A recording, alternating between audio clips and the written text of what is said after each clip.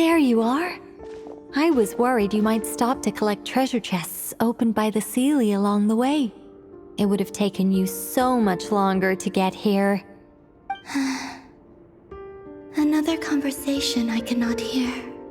I am delighted to see that you understand what takes priority, and that your adventurer's instinct has not swayed your resolve. Really, I must applaud you for it. You should know. Paimon's head. Okay, I'll try and keep it short. My senses are telling me that this is where we shall find the entrance to the ruins. Oh, cool! Well, what are we waiting for? Let's open it up and see! Patience. This was a sanctuary of great importance to the Hyperboreans. A special process is required to open the gate. Oh! Like the place that housed the Eternal Moon's marrow? Okay, so what's the plan? Need us to do anything? And just the short version, if you can. Ah, all right then. I was planning to start with some background on the invention of these techniques. Are you sure you don't want to hear it? It's quite informative. Remember what you were saying about priorities? Fine.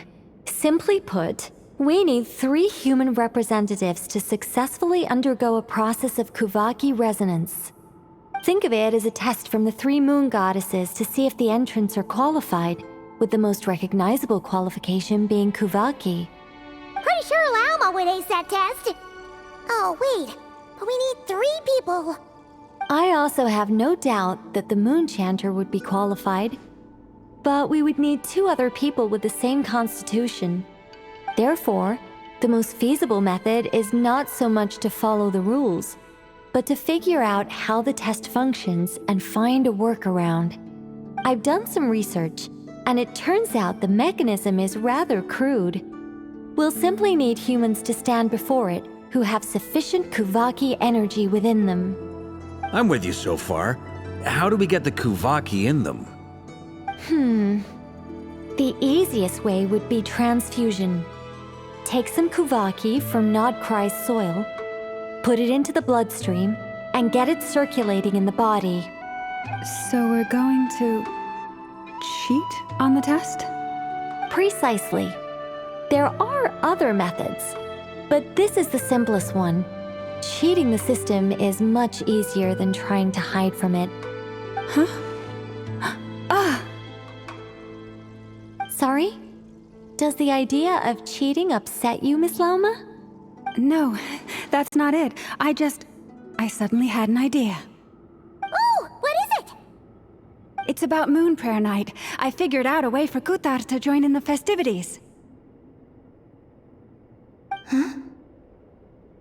But as Paimon said, we need to have our priorities straight. Let's get back to the test. I'll follow up with Nefer on the festival arrangements. Oh, okay. Anyway, is this really the best method we have? A Kuvaki transfusion sounds dangerous, no matter how you slice it. If you think that's dangerous, wait till you hear the other methods. I'd be more than happy to go through them if you'd like. There are several. No need, we're good. Let's go with this one. Very well. Kuvaki transfusion it is. Now, I should mention that the risks can be greater or lower depending on individual compatibility. It would be rash to simply infuse the Kuvaki and hope for the best. If the body rejects it, the reaction can be quite severe. The symptoms are similar to another condition that some people living here suffer from, known as congenital Kuvaki sensitivity. So, before we execute our plan, I will perform a simple test of my own to see who is compatible and who is not. Once that is done, we will have to complete the resonance process as rapidly as possible. The participants must remain stationary while the Kuvaki circulates and bonds with them, and they mustn't eat or drink anything. What? No eating or drinking? That's some hardcore fasting. They'll all be monks by the time they're through. 3 days. Oh, it's so long! And we still need to find 2 more people who are not just compatible, but also willing to volunteer. Fasting? What are they talking about? Really? Don't you want to think this through? Haha, count me in too. 3 days without food? I can handle that. Miss Nicole has made it clear that this is the easiest way. The way I see it, there's nothing else to discuss. It's time to step up. Yeah, you're right. In that case, Paimon volunteers to be Captain of Logistics.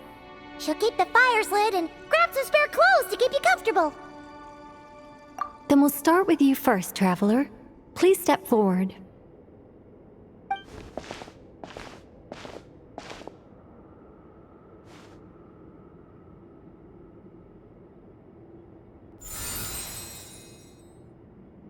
How's it going? Do you feel anything? How about now?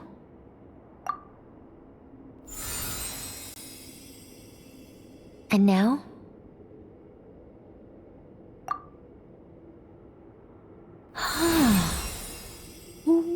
What about now? You guys, it's not a competition, you know. All right, I'm officially impressed. Even as a descender, you can withstand far more than I imagined. It's like I summoned a giant stone titan to arm wrestle you, and your arm hasn't even moved an inch. In my last attempt, I infused 5 times the amount of Kuvaki required. Yes, safe to say, compatibility won't be an issue for you. You're eligible to join. You're next, Mr. Varka. Sure, here goes nothing. All right, I'll start where we left off. 5 times the required Kuvaki dose. Whoa, whoa, whoa, hey, wait a minute. How's it going? No, not great. I kind of want to puke. Feels like I've been drinking too much. A few bottles of wine and a big stein of Dark Horse. With some hard liquor from Liyue mixed in. You think this is funny? I just lost to a young lady in an arm wrestling contest.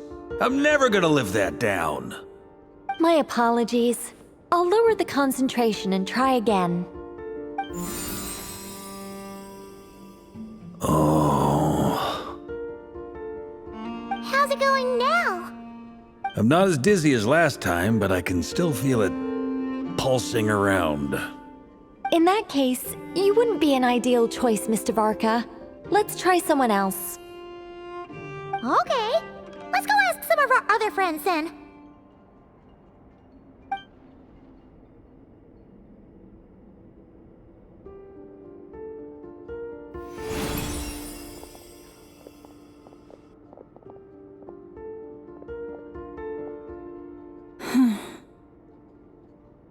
No surprises here, Miss Moonchanter. You're perfectly compatible. You may join.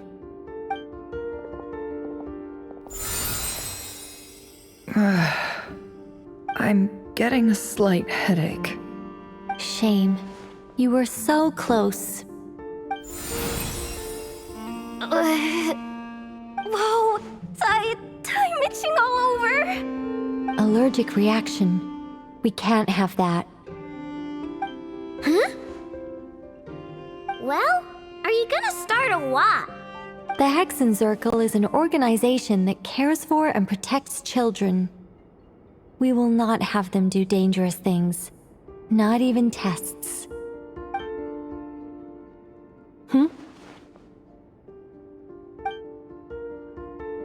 Is something the matter? The candidates have to be human. I guess that rules me out too. Huh. Everyone except the Moonchanter got beaten. Guess I don't need to feel so bad after all. I mean, Looks like this isn't gonna be as easy as we thought. Perhaps I could ask for volunteers among the Frost Moon Scions. I'll see about talking to some trusted Lightkeeper colleagues. Itlua springs to mind.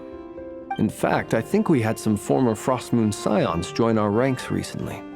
Can you give me the scientific explanation for how the test works? I can probably make some kind of test bot. Then we can just zip through Nasha Town, going up to people and pressing a button to check their status. Wouldn't that be way easier? No. Wow! No elaboration for once. How about I contact the Knights of Favonia's garrison in the Wave Chaser plane? Shame that Lohan's already left. And that guy's even tougher than I am. Strange. The moon goddess is clearly revered by many people. So why is she on the brink of disappearing? She mentioned that the world has rejected her from the very beginning. And when we fought the Rakhir of Solnari, it seemed like she exhausted her power for our sake. Also, Paimon's not sure revered is the right word for how people feel about her. Gratitude, certainly. For my part, anyway. It's basic reciprocity. She helped us, so she deserves our help in return. Yeah. Even though she looked like she didn't care, she still saved a ton of people, including me.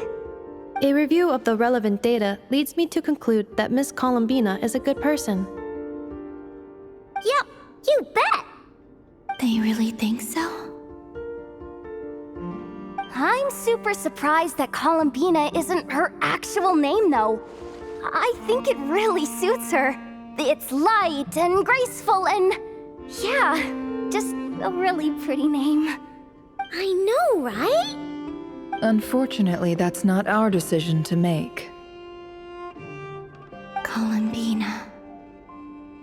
That was the code name the Fatui gave me.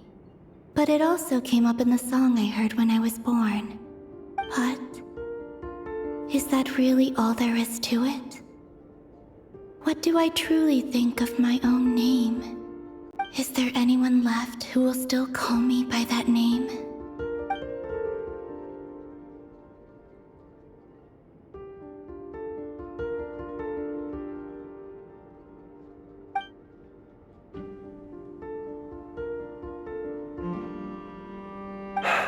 Moonprayer Night is getting closer by the day. We're running out of time. We need to look for other candidates. Then allow me to try. Huh? What are you doing here? You contacted your friends via the Adventurers Guild. Sandrone has been keeping an eye out for something like that, so she informed me. Since I have the ability to accommodate a moon marrow, I should prove to be a suitable candidate. Arlecchino. When can we begin? I see. We can begin right away.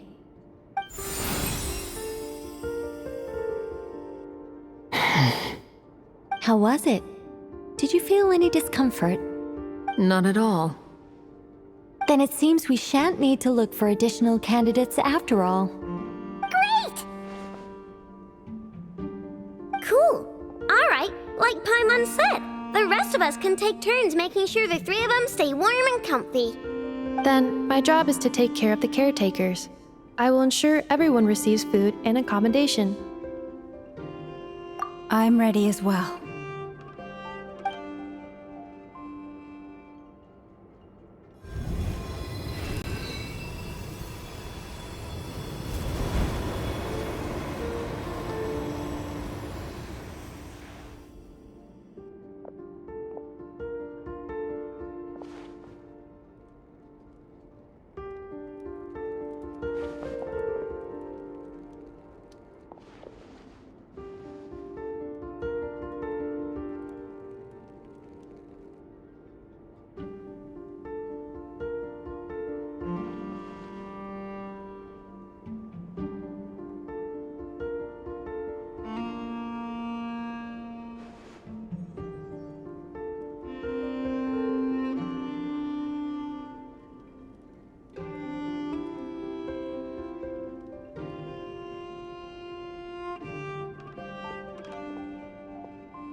The work is done. The sacred scroll shut. The stars grow dim, the people silent. The white sun sets, the silver moon rises. O path to the temple, appear now before us.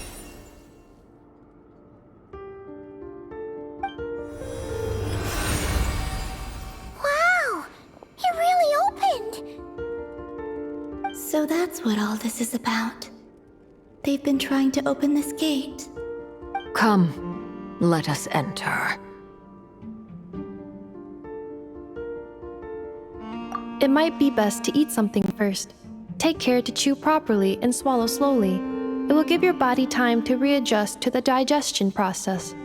They will head in soon. They will need to enter this gate.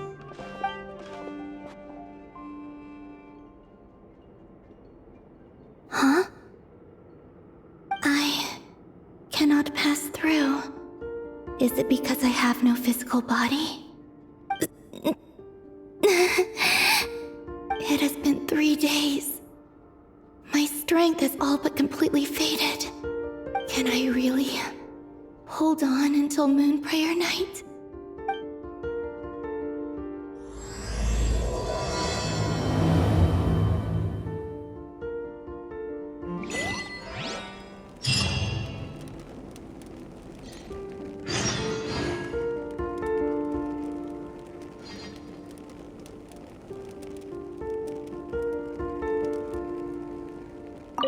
I have confirmed that you are all in good health.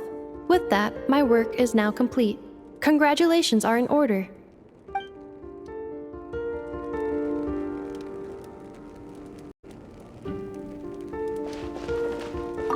It's good to know you're all well. Puts me at ease.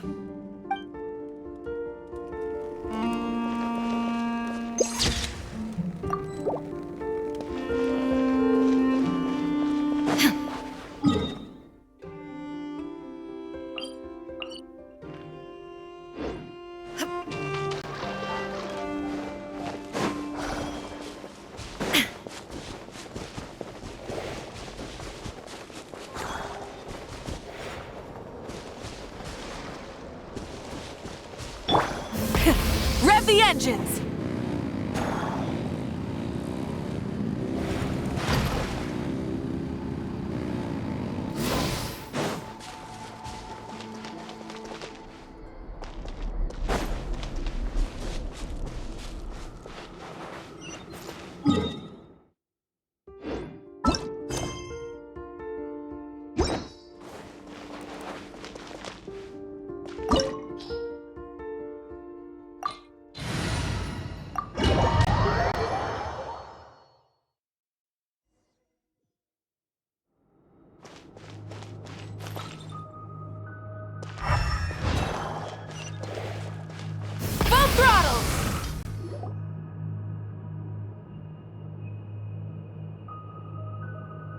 Are these people... Judging by their clothes, they appear to be phantom Hyperboreans from the distant past. That could mean they have some clues about the moon goddess's name, right?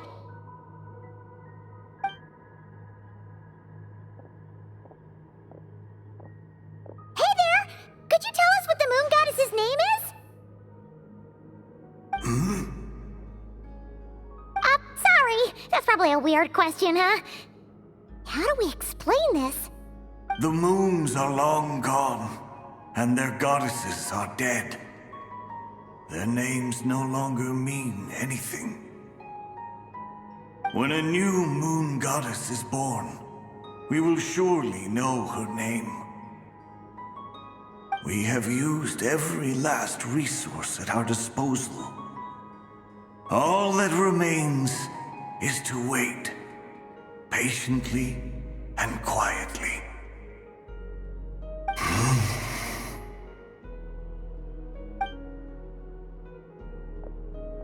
Were the people of the past all this devout? It looks like this phantom doesn't intend to converse with us any further. Surely the new moon goddess he speaks of must be Columbina. Alas, Kuthar's birth came long after the age in which he lived.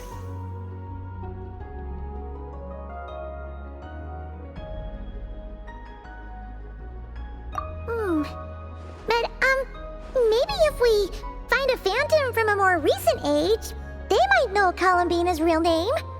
True. Keep an eye out. We should be able to tell which era they're from by the clothes they wear.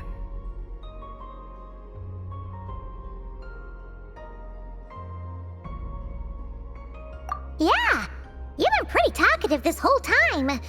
What changed? Oh, nothing. I'm fine. You all make good points. When the Hyperboreans speak of moon goddesses, they mean the three from truly ancient times. I can't imagine they would know anything about our current moon goddess. There once was a time when the moon goddesses blessed them greatly and protected them from harm. So, when the war between the gods and dragons plunged the world into chaos, it seems they looked once more to the moons for help, praying for a new goddess to be born. Yeah, that checks out. Let's continue on. Who knows what else we may discover?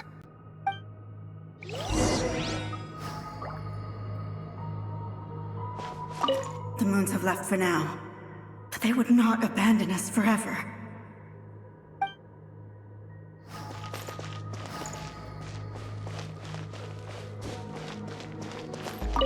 When the moons rise again, we shall receive their protection once more. Even in the darkest hour, there is always a way out.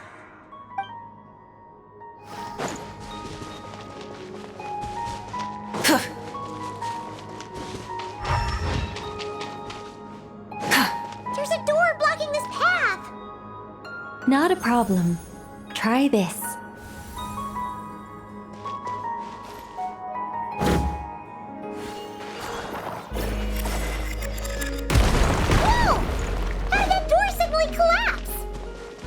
This device was maintaining the door's integrity. Remove the core, and the device stops working. Is this our destination? Impressive. More precisely, this is a device that will help us reach our destination. Let's go.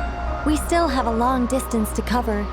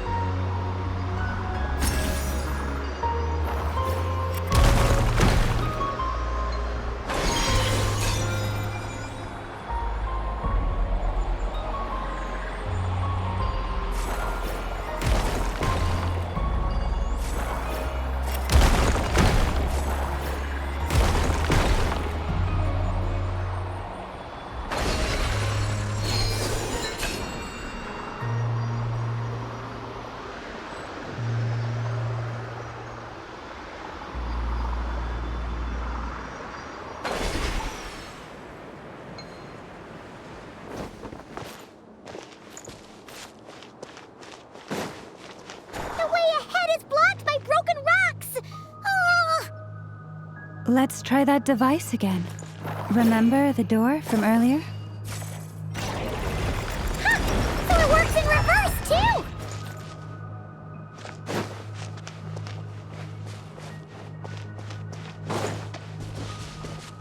The humans we see are all phantoms, but the monsters are real. What a fascinating thought. There'll be plenty of time to admire it later!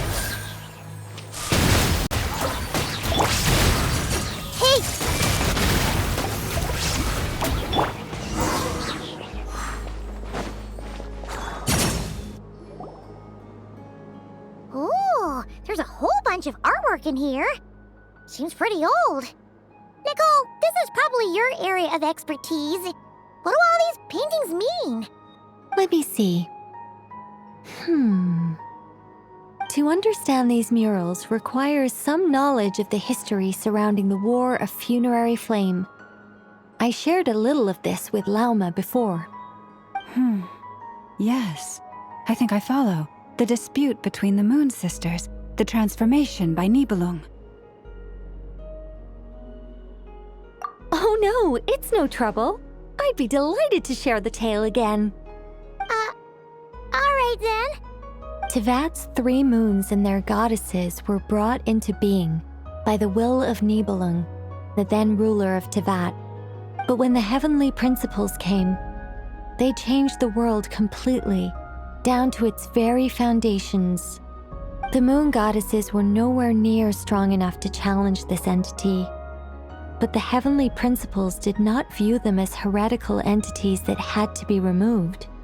Essentially, the 3 moons existed to keep this planet alive and operational, which did not directly conflict with the heavenly principles' aims. Nevertheless, the inherent precariousness of this arrangement would soon be revealed. Nibelung returned. Yes.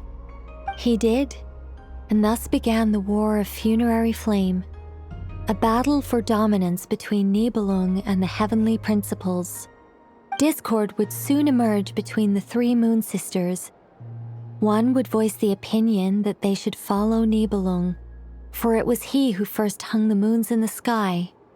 Another would argue that taking sides in the conflict would only bring the world closer to ruin. There was no telling where it would lead, especially since their creator had returned, bearing the perilous power of the abyss. Nibelung would eventually discover their disloyalty. He had all 3 imprisoned before transforming the moons into weapons with which to fight against the heavenly principles. What? Weapons? Yes, the very moons that had once defended the planet became instruments of death and destruction, striking terror into the hearts of all living things. And although the heavenly principles and the 3 Moon Sisters had once been at peace, it now seemed that the moons posed an unacceptable threat to Tevat. It is possible that the heavenly principles did not know of the goddess's imprisonment. If so, the weaponization of the moons would surely have been viewed as an intentional breach of the peace agreement. Regardless of who knew what, when, the heavenly principles shattered 2 moons and flung the other beyond the skies. Whether the goddesses managed to escape Nibelung's captivity after his fall, nobody knows. But this much is certain. From that day on, the moons no longer belonged to Tevat. The rejection slowly drained their power until eventually they passed away. So that's the full story. You say the moons ceased belonging to Tevat from then on. Why then would Columbina be born here? That is perhaps due to the lingering connection between the Frost Moon, which was not shattered, and this world. You could see it as the 3 sisters' dying wish. They never desired war. All they ever wished for was to protect this land. I see. If the final fate of the 3 goddesses is as you say, then Columbina faces the same grave danger. Our investigation has yet to bear fruit. We must hurry. Yeah, you're right. Let's keep going.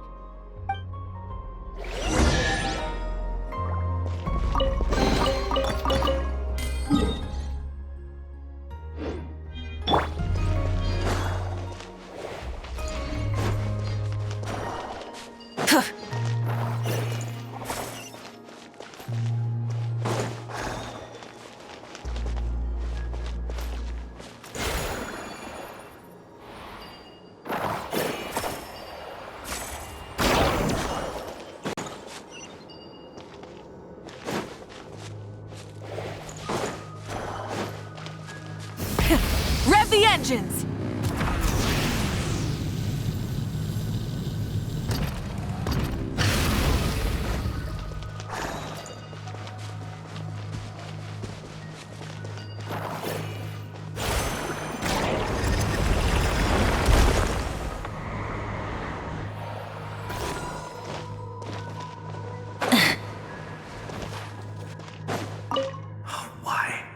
Why do the creators of this world no longer show mercy upon their people? Remember his words. We must change our fate with our own hands. Should we trust him to keep his promise? We have to. There's nothing else we can do. Wait, that's odd. Who is...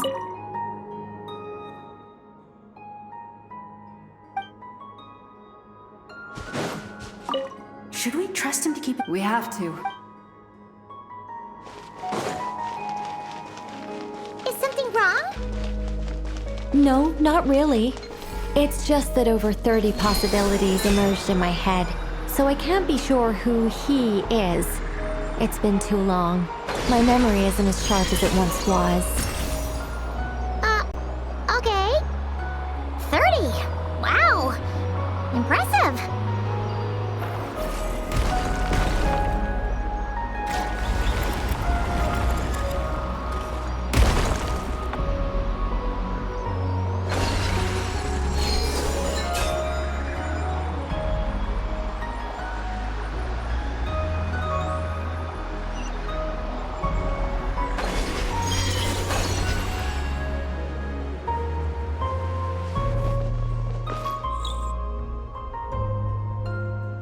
We're finally here. Guessing we'll need to activate this thing? Indeed. I was a little worried about that at first, but as we got closer, I sensed that the Kuvaki within it flows unimpeded. It should be functioning normally. The only issue is how to activate it. It's looking a little worse for wear. What about the cores from some of the other devices we've seen? Can we repair it using those? In all likelihood, yes. I imagine that would have been the Hyperborean's backup plan. Let's look for some cores.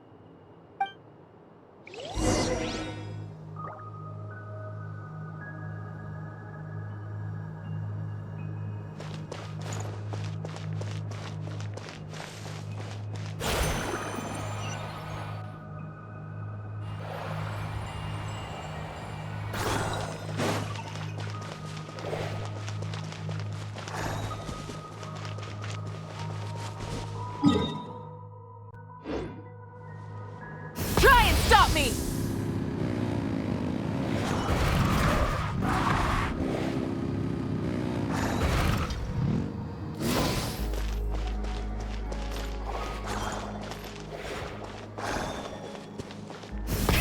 Rev the engines!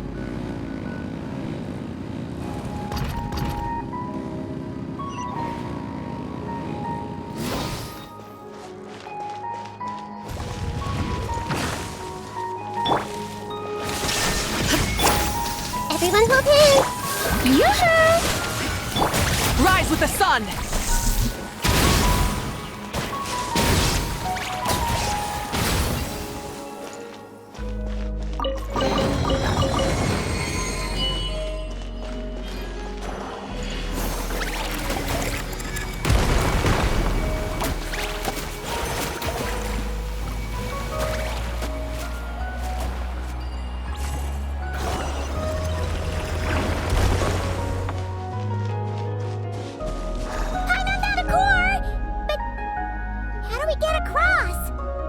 Walk up, then jump down.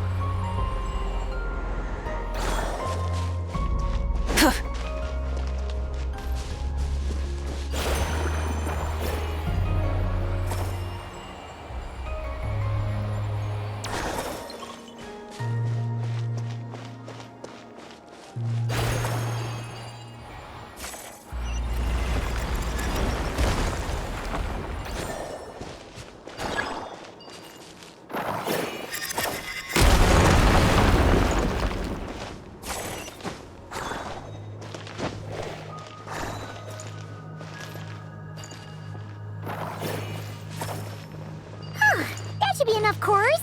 Let's head back.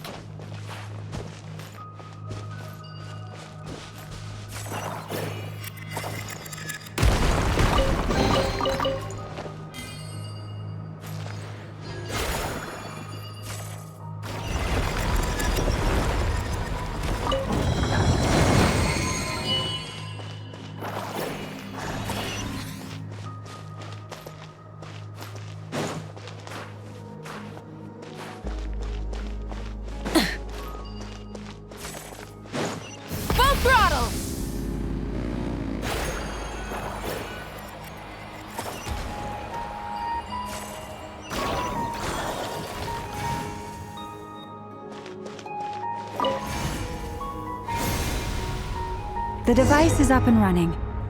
It's hard to believe that the ancients were capable of constructing such things. Paimon sees our destination! It's right up ahead! Yes, let's go.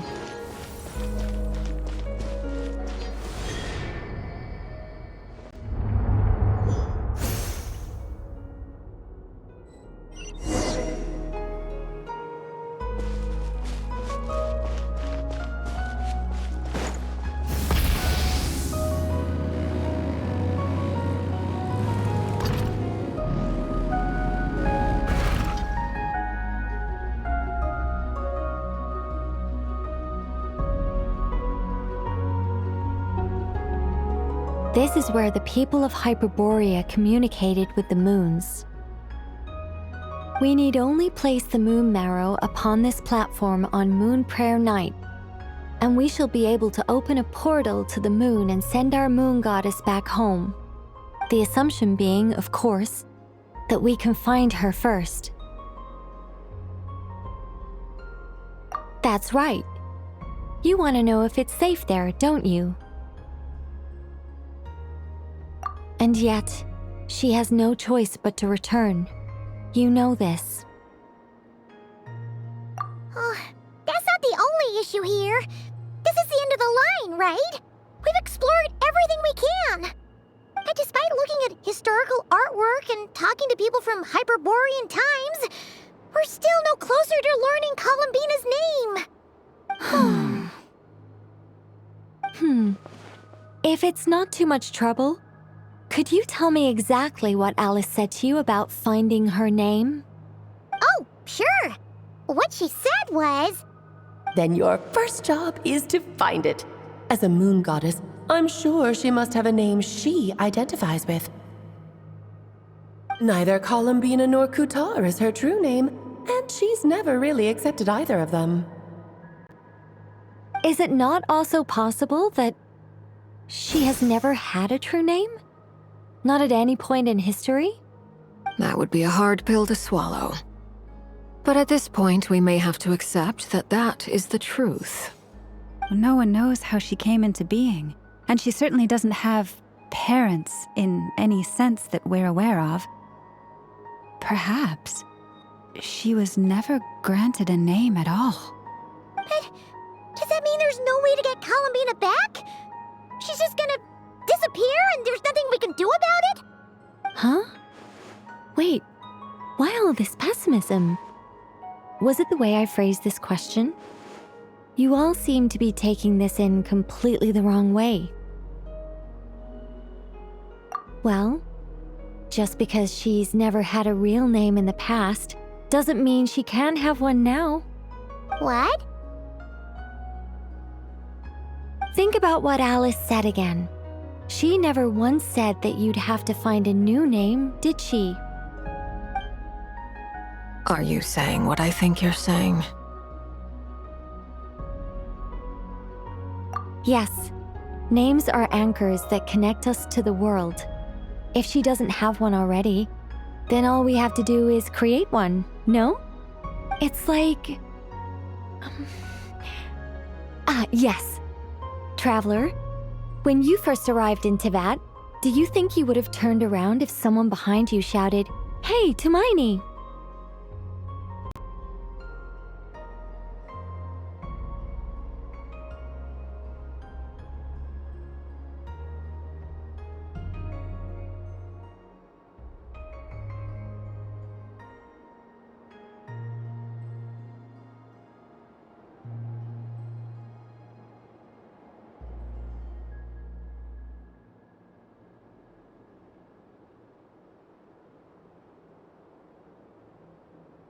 But what about now?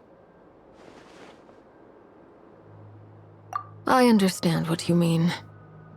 Life is a long journey. Even the friends and family by our side can change over time. When people call you by different names, what matters isn't so much the words themselves, but what they symbolize. And of course, whether that resonates with you. Ether.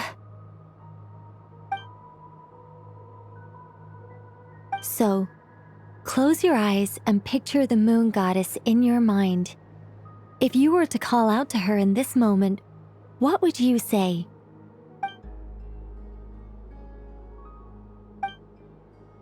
Columbina. Columbina. Paimon would call her Columbina too. Well, she has long forsaken everything that Kuta represents. I think from now on I should call her Columbina too. Well, it sounds to me like you found your answer. Are you sure? Is it really that simple? We haven't found her this whole time, and not for lack of trying. For a journey like this, the process is every bit as important as the outcome. Had you not searched far and wide, rejecting every other answer you were offered? How could you have come to an answer you felt was finally correct? Oh, it all makes sense now. This has Alice's fingerprints all over it. Are you suggesting that mage knew from the start that Columbina never had a real name to begin with? I can't say for sure. But I can definitely imagine her chuckling in satisfaction somewhere right now, saying, "Ah, what fun." Llama! Your antlers! You should hurry. The festive moon has begun to rise. Do not worry, for when you called the name Columbina just now, I could sense that the power within was enough to summon back the moon goddess.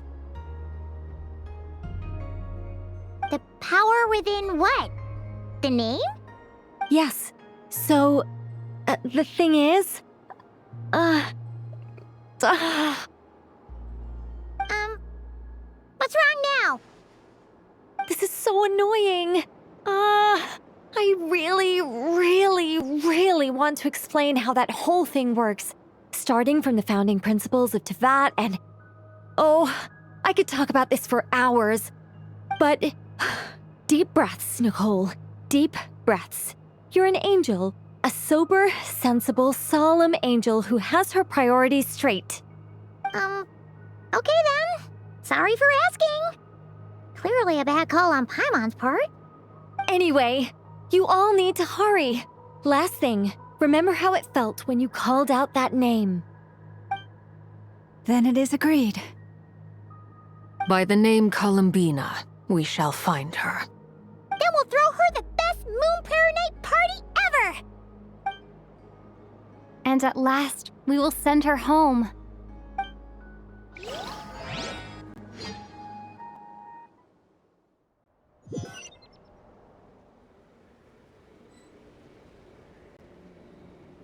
I can barely move anymore. My consciousness is fading away. Have they come back out? I'd love to see them one more time.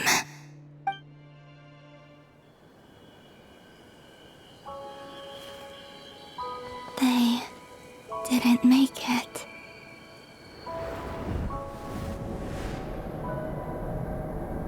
Could you tell me your name? My name is... Columbina!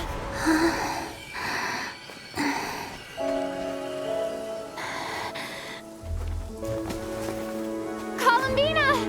Are you here? Columbina!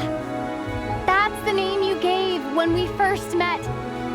And it's what I've called you ever since. Columbina. It's a fine name. I have many fond memories of Columbina, and so do all of your friends.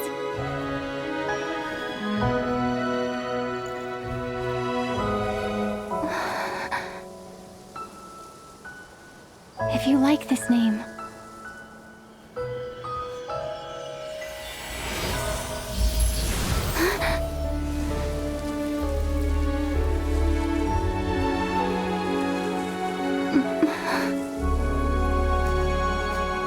Looking for me?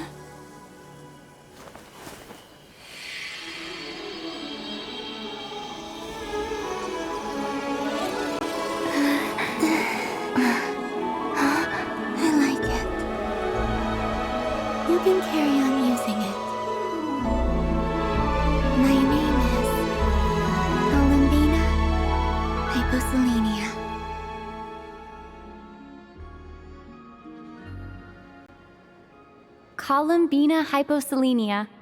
That's a wonderful name. I never thought that Columbina would become my real name. But after I met you and my other friends, the things that this name stood for slowly began to change. It went from being a Fatui code name to something my friends call me.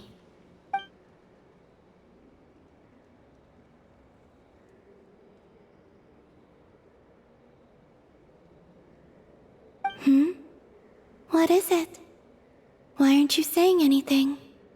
I'm just so happy for you. Thank you. So, where's everyone else? We can go and meet them very soon. Everyone went to different places to try calling your name. Great. I'd like to thank them as well. Everyone's done so much for me. Searching for my name, entering those ancient ruins. Huh? Wait, so you were...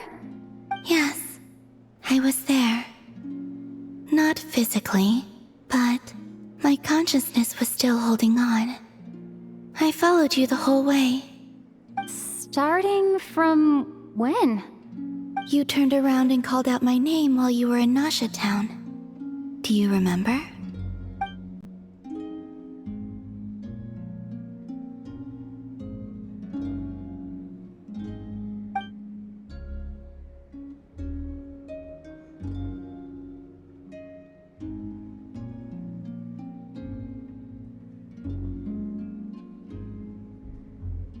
Let's go. We don't want to keep them waiting. Sure. In that case, come with me. But... Hmm? Before that, could you call my name one more time? Sure. Come with me, Columbina hyposelenia.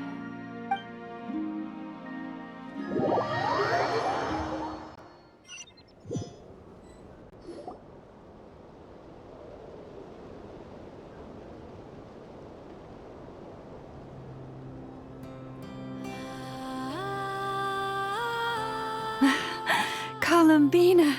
Oh, this truly is wonderful. Llama, I can't breathe. Ha ha! Just in time for Moon Prayer Night! It's good to have you back, Miss Columbina. Yeah, we were worried sick. Thank you, my friends. With your help, I now have a name that belongs to me. Columbina hyposelenia. Where's the second half from? You added it yourself? That's right. It means... Born beneath the moon. Yes. And by extension, it can also mean born beneath this world. A fine name. Now, as much as it pains me to interrupt this beautiful reunion, I feel obliged to remind you that the Moon Prayer Night celebrations in Nasha Town have already begun. Don't you want to enjoy the festivities? There's so much to see and do. And some of the ambient lighting and entertainments were sponsored by the kind souls in the Hexen Circle. Nicole? Why have you turned into Dodoko? So you're Miss Nicole. Thank you for helping us, and for helping me find my name. It's nice to finally hear your voice. You're quite welcome. Guiding lost people to hidden treasure is what we Seelie do. And if you ask me, spiritual treasures are far more precious than material ones. Chests are all well and good, but this was what it's all about. So satisfying. Anyway, I had to go help Alice. It seems like she ran into some trouble. That's why I couldn't be here in person. But don't worry, we're with you in spirit. We'll be celebrating right along with you. Keep an eye out for the Hexen Circle's festive stalls in Nasha Town. I think you'll like what we came up with. Alice said she even managed to rope B in this time. The Frost Moon Scions have also prepared various attractions. I believe Aino, Inefa, and their crew are setting things up as we speak. On that note, Nefer, about that request I made. It's all in hand. Yehoda is on site to ensure that everything goes off without a hitch. Wonderful. In that case, Traveler? Huh? Come on, Columbina. It's time to celebrate the best moon prayer night ever.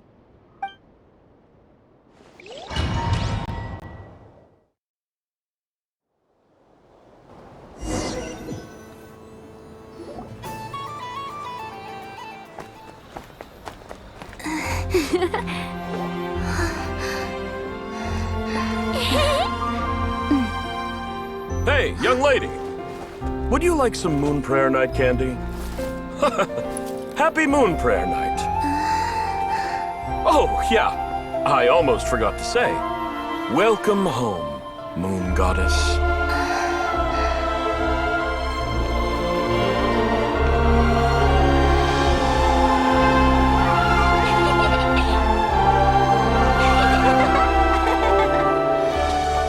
Welcome home, Moon Goddess. Welcome home, Moon Goddess. Welcome home, Moon Goddess. Turning Nashatown into her home is a festive gift. A rather brilliant idea. Perhaps this is what Nodcry, Columbina's home, should have been like all along.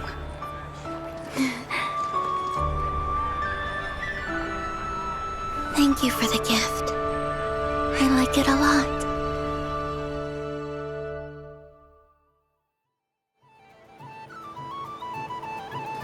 This feels like the surprise of my life. I do. I never imagined I'd ever get to enjoy Moon Prayer Night with everyone so freely. If you're happy, we're happy. Quite a strategy you came up with. Hide the tree in the forest. It's not your usual style, Lauma. Is there something about Moon Prayer Night that enhances what's in your head as well as the antlers on top? Apparently so. It even inspired a perennial penny pincher to use their resources for a greater cause. It truly is a magical festival.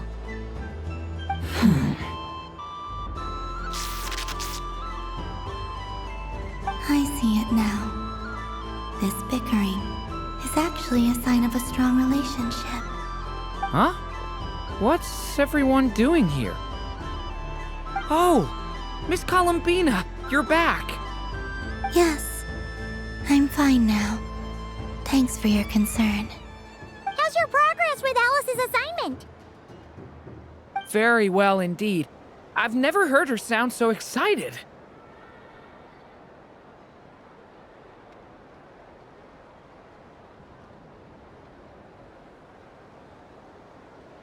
Not like this. This time, her excitement seems more serious. Seems like she's had a major breakthrough. She said she'll contact us once she knows more. In the meantime, we're free to relax and have some fun. Enjoy the time off while it lasts. I have a feeling that our next task won't be so simple.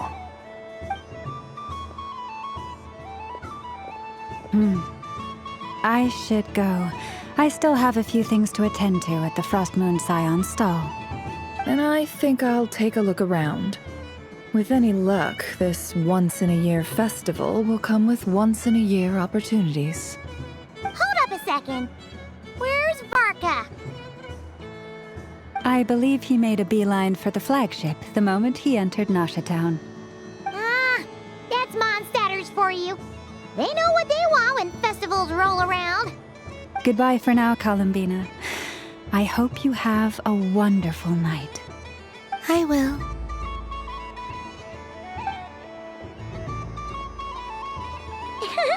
Well, in that case, don't just stand there. Get out there and have some fun. You'll definitely get a warm welcome at every stall. Oh, also, take this map with you. It's a guide to the festival.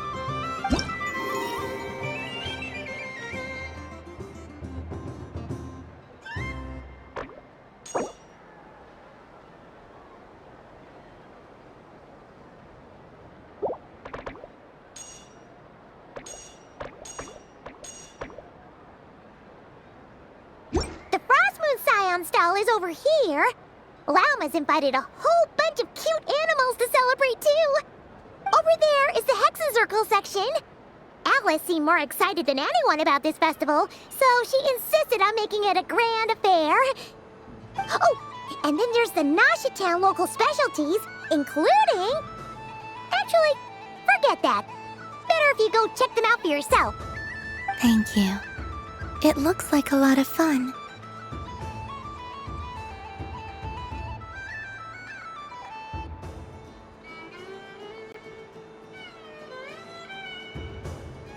You're not coming with me? We'll be around. But don't you want to browse by yourself for a bit first?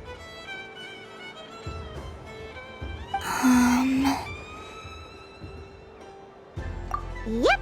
If you find something you like and want to try it out together, just give us a shout. We'll be right with you. Otherwise, just relax and enjoy yourself.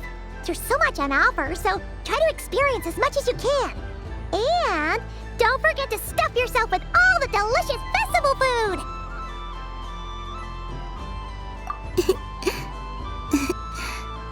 All right then. Off I go.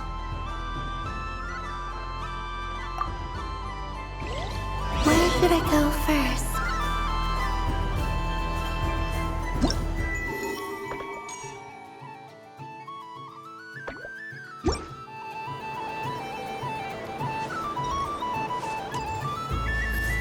Happy Moon Prayer Night, adventurers. May you have a lovely evening.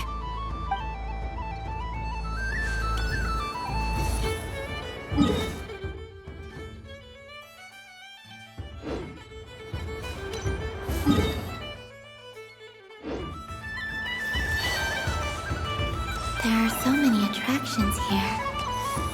Since I rarely get out, I might as well make the most of it.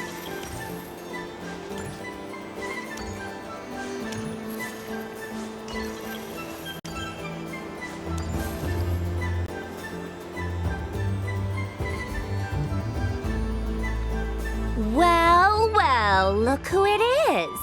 I heard someone went and disappeared on us the moment we let her out of our sight.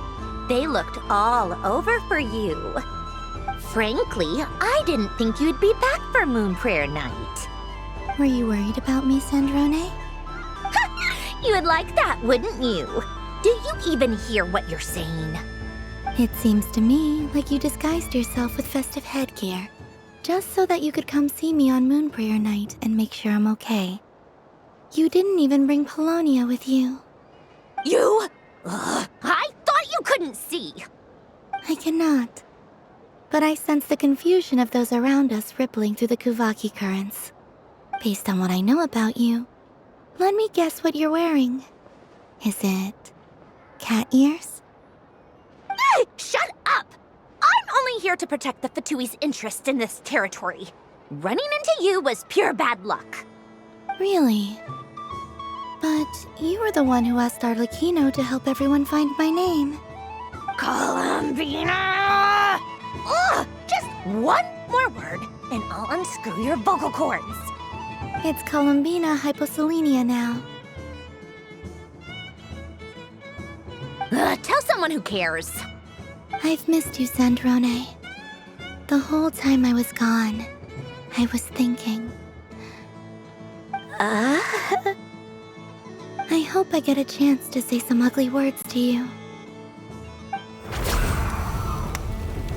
Is that supposed to be a joke? Anyway, let's go play that game. What? You mean that frostfin whale? Yes. It's some kind of game where you get bitten if you step on the wrong tooth. Seems like fun. Who in their right mind would wanna... Because you're not a scaredy cat. Fine! You wanna play? Let's play. Don't complain when I kick your sorry butt. Lovely. You old geezer! I'm gonna beat the pants off you! Just you watch! I almost forgot. Sandrone? What is it now? You'd better not lose, or I'm going to beat your head in. What? allow me to demonstrate since I'm feeling so nice. You just step on the teeth, like this.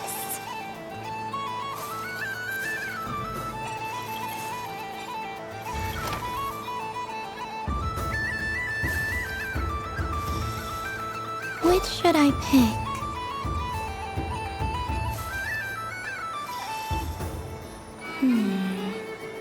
I'm getting a bad feeling from this one. Sensing Kuvaki doesn't count as cheating, right?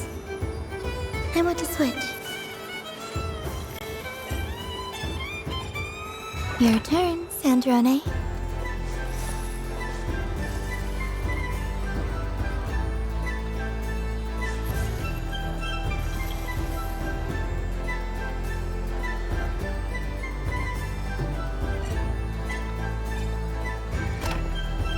Don't come crying to me if you get bitten.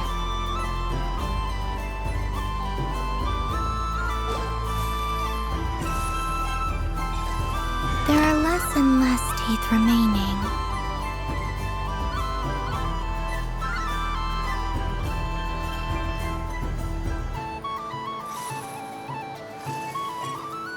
Huh? What's that noise?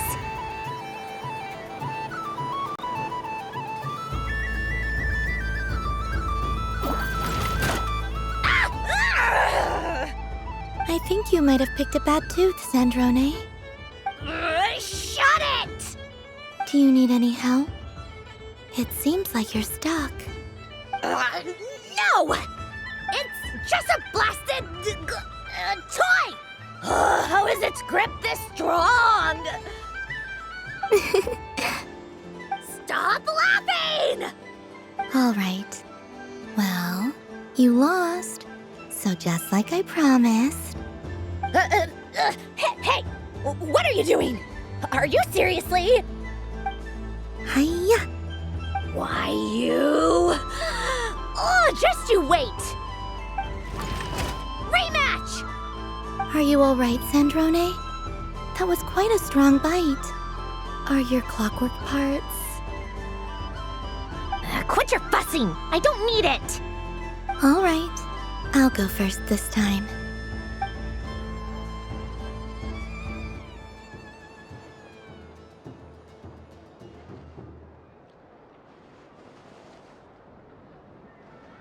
I see it now.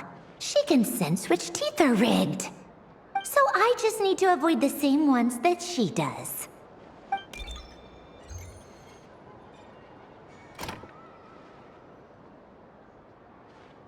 This one... Seems fine. She avoided that one then? Now I've got you. All right, my turn.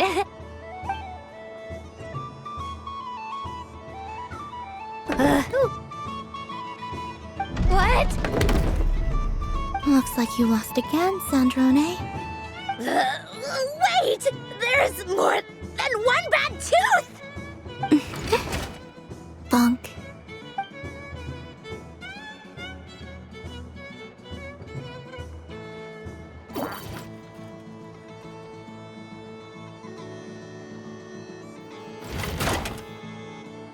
Stupid game! What idiot came up with this? Are you alright, Sandrone? You said some nasty things just now. Oh, I'm peachy. Should I let you bonk me on the head as well? Ah, forget it! Come on, bonk away. It can be your consolation prize for losing so badly. I told you, forget it! Gah, you've always been so annoying. Singing right outside my door, inviting yourself to my tea parties, going AWOL. And now you're off to the moon or something. Of all my days with the Fatui, the times I spent with you, Arlecchino, and Rosaline, they were my favorite. I will not forget them. Just as I shall not forget this moment. We'll always be friends, no matter where we are, right? Who would want to be your...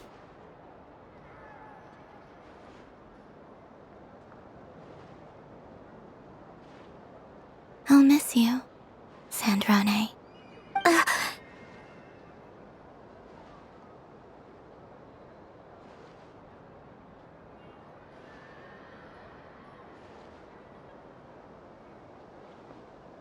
Goodbye, Sandrone.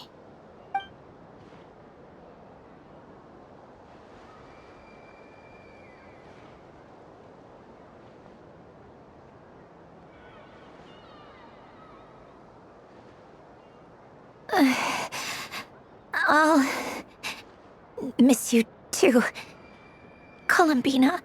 Sorry, what was that? Ah! Ah! Yeesh! No need to freak out. What's wrong? We've been looking everywhere for you. What do you want? Oh, nice ears. What do you want? This. Huh? It's your turn to draw something. You're one of her friends too, aren't you?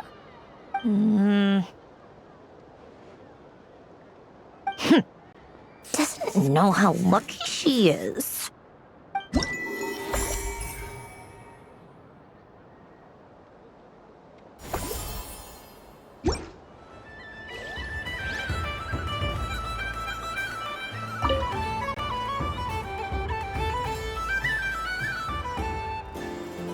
What is going on over here?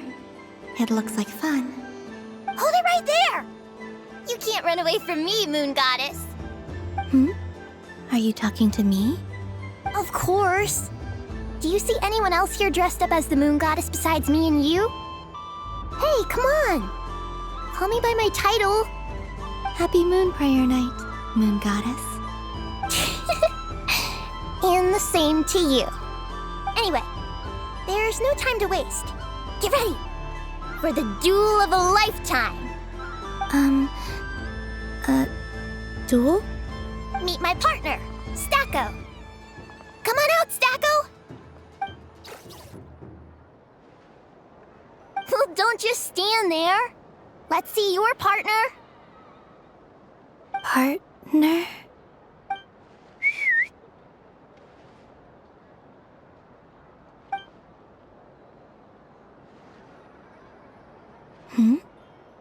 So I need to select a partner and command them in battle.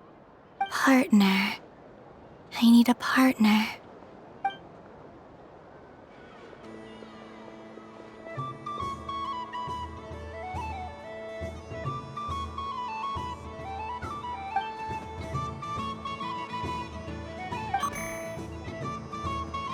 Whoa! Am I seeing things? Where'd you get a Kuhenki? They're super rare. That's great. But you can only bring one partner to battle against me and Stacko. No ganging up allowed. They all look so eager to be picked. Which one should I choose?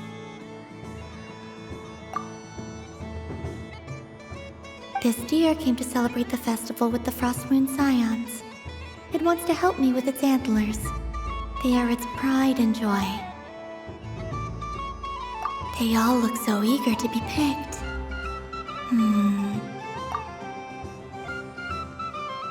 This one usually lives in Nasha Town. She likes falling asleep to the sound of striking hammers. And I bet she's quite familiar with robots' weak spots. They all look so eager to be picked. I'm not sure what this bot is trying to say, but it seems very happy. That bow. Does it want to dress up as the Moon Goddess too? They all look so eager to be picked. This one usually lives in Nasha Town. They all look so eager to be picked. This deer came to celebrate the festival with the Frostmoon Scions. It wants to... Testing! Testing! Oh, this is an emergency broadcast! An exciting battle is about to take place right here at the Nasha Town Special Arena! In this corner, we have the Moon Goddess and her robot partner. And in the other, we have the Moon Goddess and her rhyme-horn deer partner. Only one Moon Goddess can be victorious in this ultimate battle of destiny. But who will it be? There's only one way to find out. Now, without further ado, let the Battle of the Moons begin! I don't care who we're up against. Stacko and I ain't gonna lose.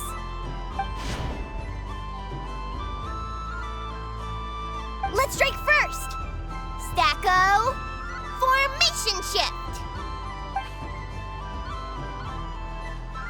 Ho ho ho! The robot has kicked things off with a change of formation. But how will this affect the battle? Nobody knows. The other party chooses to attack. Let's see how their partner performs.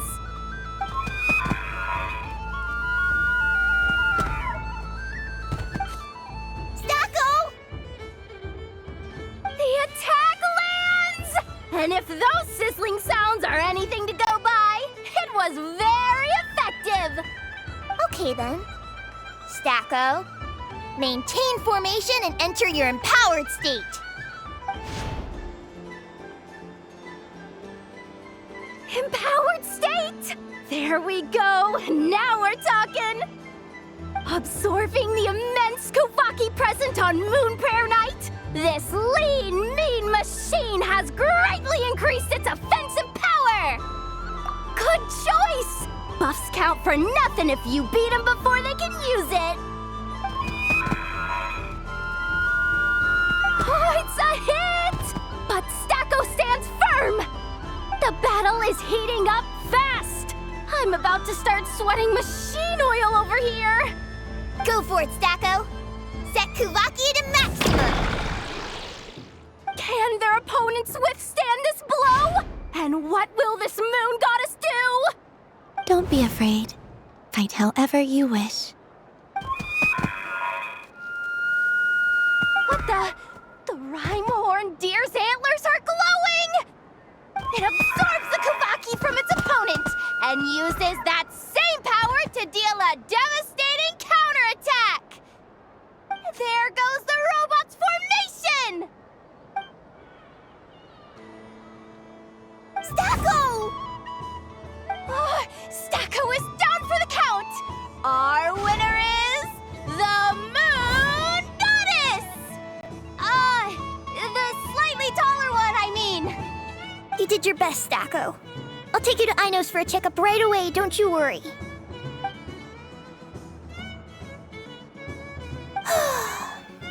Well, you beat me fair and square, I guess. Honestly, I underestimated you. Won't make that mistake again. I think my partner deserves most of the credit. Just you wait. When I'm a little bit older, I'm gonna come back a whole lot stronger. Be ready for a rematch.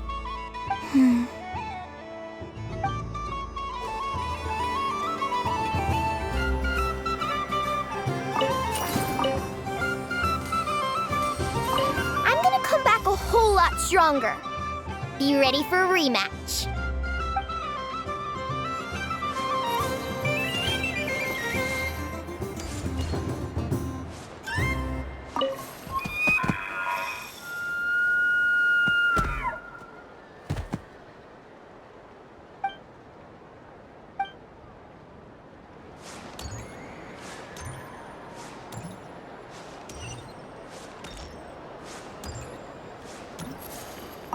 What's there to see on that moon anyway? Let her go up there and cry alone. See if I care. What's there to see on... Let her...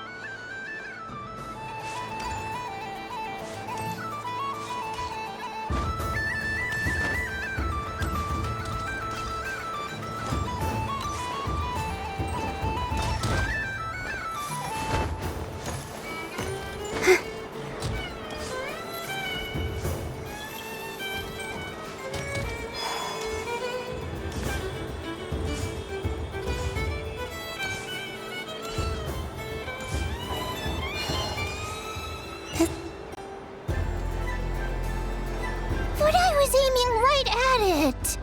Aw, what a pity. I saw it with my own eyes. You were so close. So very close. That's not true! It dodged out of the way right as I was about to snag it! I'm sorry? You heard me! This paper frog can move! I swear! Dear, oh dear, what are you saying? How could a paper frog move? Unless you believe there really is magic in this world. But even if I, the mere humble merchant that I am, knew such magic, surely I would not use it on a paper frog. I'd sooner give Mora legs, so it could walk right into my purse. My dear, dear customer, why not have one more try? This time I'll give you 12% off, a very generous discount for one of my most regular customers. Just think about how much experience you have under your belt now. You're sure to win the next one. Darn, I used up all my coins. I'll be right back. Just gonna fetch some more from my house. Take your time, but don't take too long. This event is Moon Prayer Night only. Miss it, and you'll have to wait a whole year before I'm back. Next customer, please. Welcome. Hello.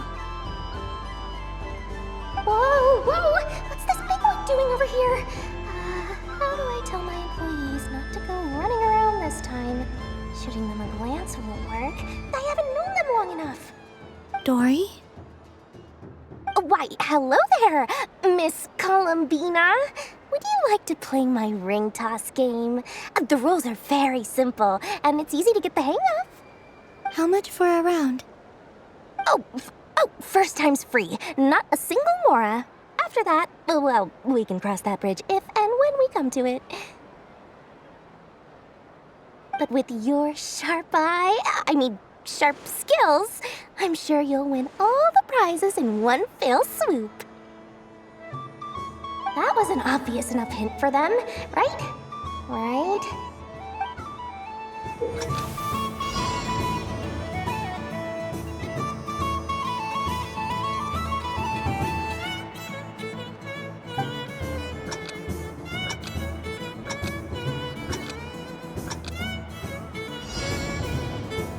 Here comes the ring! Oh, peanuts.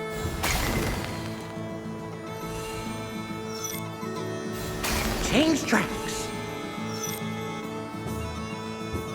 Roselle, should we move or not? Just a tiny bit. All right, then I'll... Oh, sugar plums, not the clock hands. How do I move the legs again?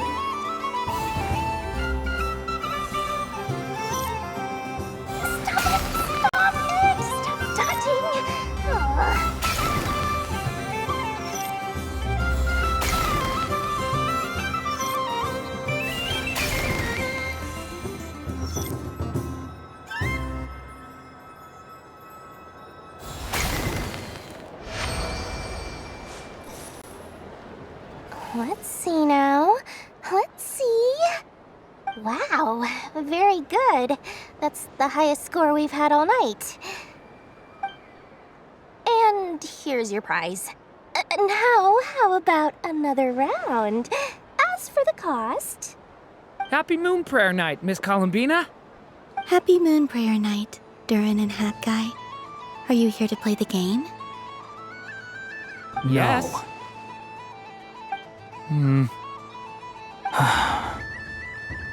You said we were just coming here to say hello. I did, but then I recognized a few more people as I got closer. Do my eyes deceive me? Is that... It's our little dragon! He's all grown up! Someone's popular. Well now, since you came all this way, why don't you try out this lovely game we have going? First try is free! He'll have a go. I'll pass. It's only one free try per customer. You can't give your try to him. I'm aware. How has Elder Almond been lately? He's in great shape. He goes for a run in the forest every morning to stay fit and healthy. He tried to go boat racing with Firecracker a while back, but he couldn't even make it onto the Lotus Leaf. Firecracker was in fits of laughter. How about you, little dragon? Can you still fly? Yes, I can. But you've become less chatty. Has growing up been tough on you? We call that maturity. You know, the thing people sing about. The knight wields a sword of stone to defend those hearts that are made of gold. Stone is very heavy. That's what keeps him from talking too much. That's awesome! I want to be a knight when I grow up too. Ring, here I come! Ha! Oh, the hat-wearing man. I never thought I'd see you again. You seem more determined than when I saw you last on the train. If you say so. Oh, I do say so. The people you once helped see it clearly. It's because you are once again on the right track. May the engine in our hearts propel us to the station of our dreams. I can move! I can move now, Roselle! What are you doing, running into the rings like that? You got them all so quickly! I have never seen anything like this in all my travels! Is this guy actually an old friend of theirs? But how? They're origami animals and clockwork people from a fairy tale. Getting to know them would be quite an arduous task, unless they share a hometown? I have to get to the bottom of this. Next time I see the Great Mage Alice, I shall demand answers. Thank you, Dory. I had a lot of fun. Now for your prize. Where did I put it? Give me a moment to dig it out. Oh, sweet grand prize. How I wish I didn't have to let you go. Good thing I've already turned a profit from the customers earlier in the night. Otherwise, I'd have wasted all my hard work. Okay, I'm back. What? I leave for 2 seconds and someone's already claims the grand prize? Oh, well, these things happen, you know? Perhaps you'd be interested in one of the other prizes instead. We've got all kinds of wonderful goodies here. Is this the thing you wanted? Here, you can have it. Huh? But... Don't worry about it. It will be happier with you. Oh, thanks so much, miss. Moon Goddess. Oh, goodness gracious, Columbina. Give me strength. How am I supposed to make any more money from this child at this rate? Daddy, look! That's the game I was telling you about! Forget it. She is the Moon Goddess after all. I'll think of some other way to swing this. Maybe I can try to hook this new kid. Huh? Oh, someone already won the grand prize. You can take mine if you want. What? Why? Why are all these bleeding hearts coming here to ruin my business? Happy Moon Prayer Night, everyone. Happy Moon Prayer Night.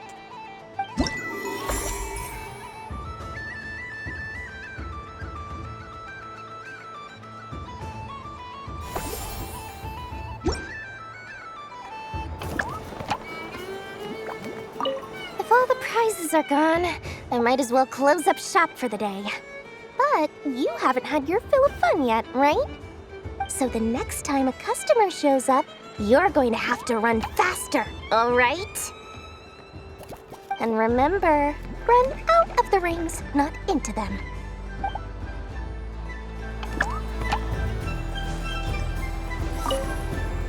Done being a do-gooder yet? Thanks for coming here with me, Hat Guy. Are there any games you'd like to play? It's your turn to pick. I'll come with you. Why does that hamster think you've grown up?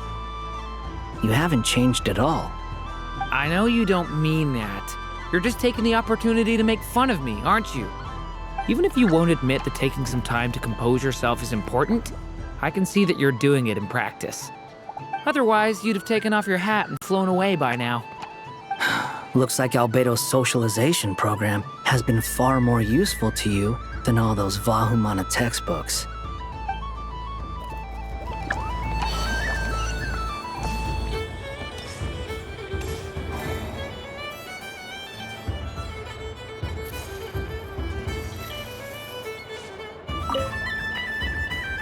A soft and furry creature that bounces and jumps. Welcome home, Moon Goddess. This one talks too. Allow me to introduce myself. I am a Dodoco from a distant archipelago, the most mischievous of all my Dodo brothers and Dodo sisters. When the going got tough, I powered through, and when I met obstacles, I boomed them away. That sounds like a lot of fun. Doesn't it just? Oh, but then the trouble started. Recently, I found a lovely beach, the same beautiful jelly color as my hometown, and so I dove in to have a look. Only to find it overgrown with seagrass and nasty little spiky fish everywhere, looking to turn me into a Dodoco kebab. I made it back to shore by the skin of my teeth, but my tail was sorely hurt. Couldn't you just boom them away? Oh, I wanted to, believe me. But I've heard that you, Moon Goddess, can understand animal speech. The last thing I wanted was to cause a gigantic fuss and get taken to court by a school of spiky fish. I'd be driven out of these waters for good, and my winter holiday would be ruined. And so, dear Moon Goddess, I was wondering if you might lend me your allegiance. Are you roping me into a crime? Oh, let's call it a once-in-a-lifetime carefree adventure. Does that sound better?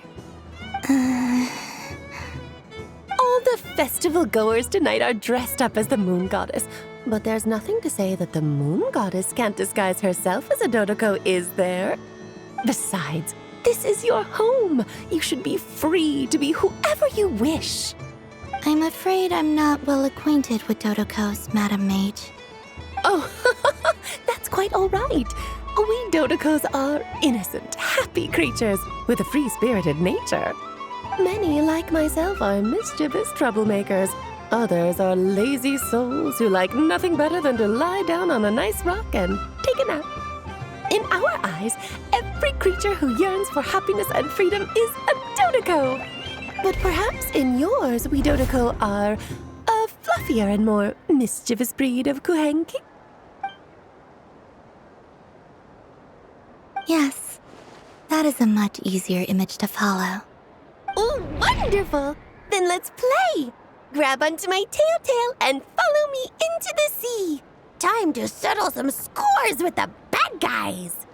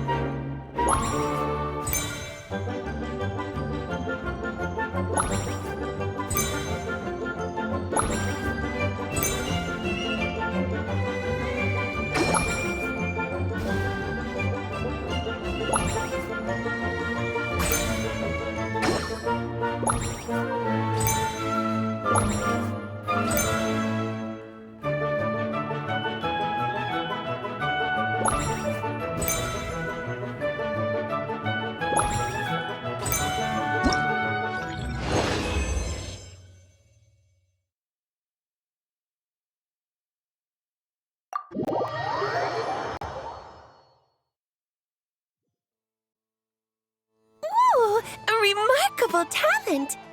So, what do you make of it? The use of Jumpy Dumpties doesn't come as naturally to me as Kuvaki, but their unpredictability makes it fun. I think they call this... novelty? Indeed! And how did it feel blowing those pesky nuisances away? Not bad. Any guilt? What do you mean? Oh, wonderful! Lovely answers to all 3 questions. You've passed the safety test. Now I can give this special bomb to you as a souvenir. Remember, if you find any meanies living on the moon, you can use this to boom them into oblivion. I will.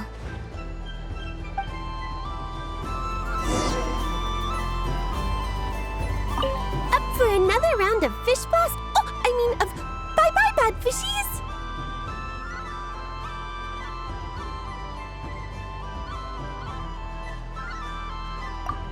Wonderful!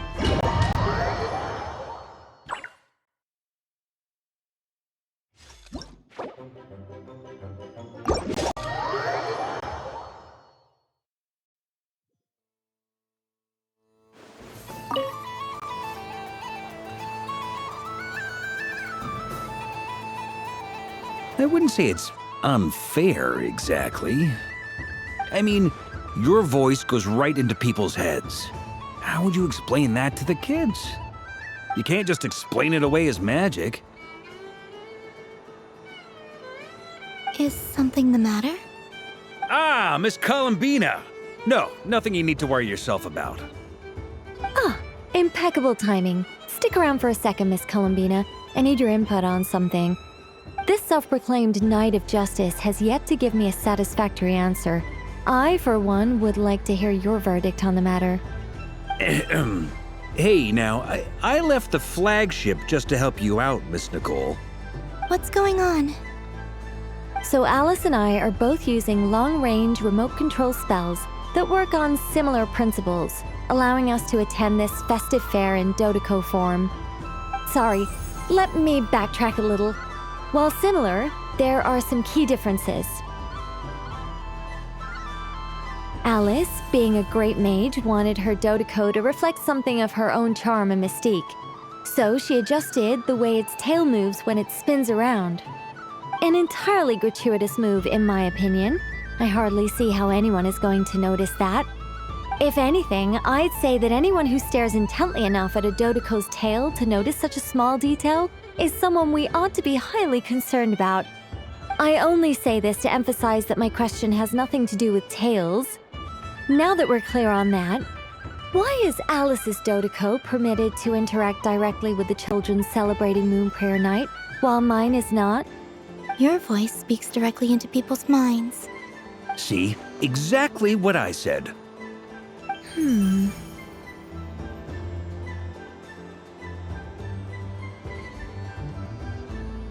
Miss Nicole? Ugh, I can't stand it.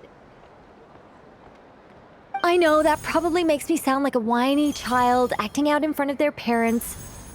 And it's a little embarrassing now that I think about it.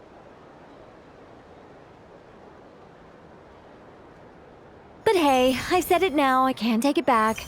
That would be even more embarrassing. Also, don't go reading too much into that analogy. It was off the top of my head. I'm actually an awful lot older than either of you. Miss Nicole, are you saying that you'd like someone to play the game you've prepared? I'm not so invested in that. It's just something cobbled together using items I borrowed from Alice. She probably didn't even make them herself. The point is, I want to know everyone's thoughts after they receive their prizes. But as you've said, I can't just ask. I've been biting my lip for so long, and I've had no one to vent my frustrations on. I thought this was going to be a nice, straightforward festival where I'd get the chance to guide people to treasure. Well, can I play? I can't guarantee that I'll win a prize, but... You will? I'd like to try. Then what are we waiting for? Let the game begin! It's like they forgot I was ever here.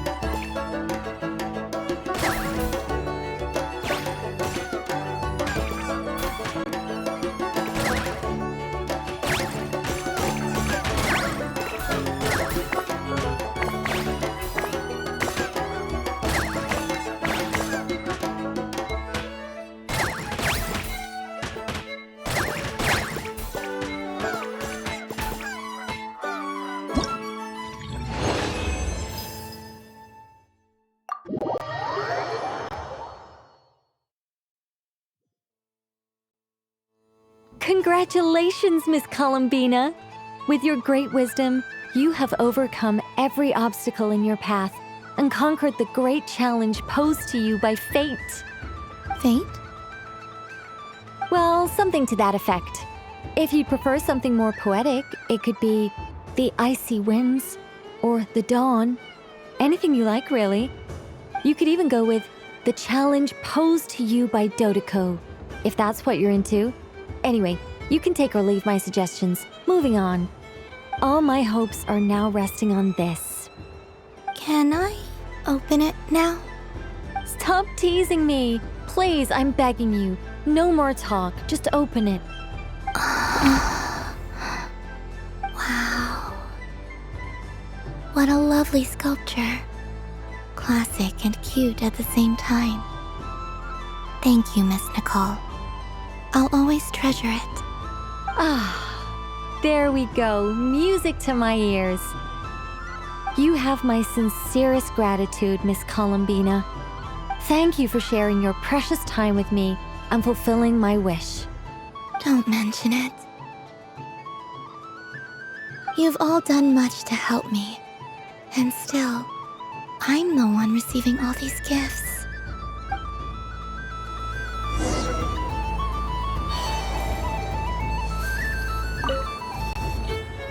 Welcome home, Moon Goddess. Oh, you're the genuine article. Alice was right. This moon prayer night was worth watching after all. Another one that talks. Greetings. Pleased to make your acquaintance. I am the Hexenzirkel member they call B. Barbeloth Trismegistus. Columbina Hyposelenia. Pleased to meet you too. Hyposelenia.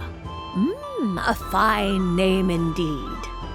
Now then, Miss Columbina, do you wish to hear a mage's divination? Divination?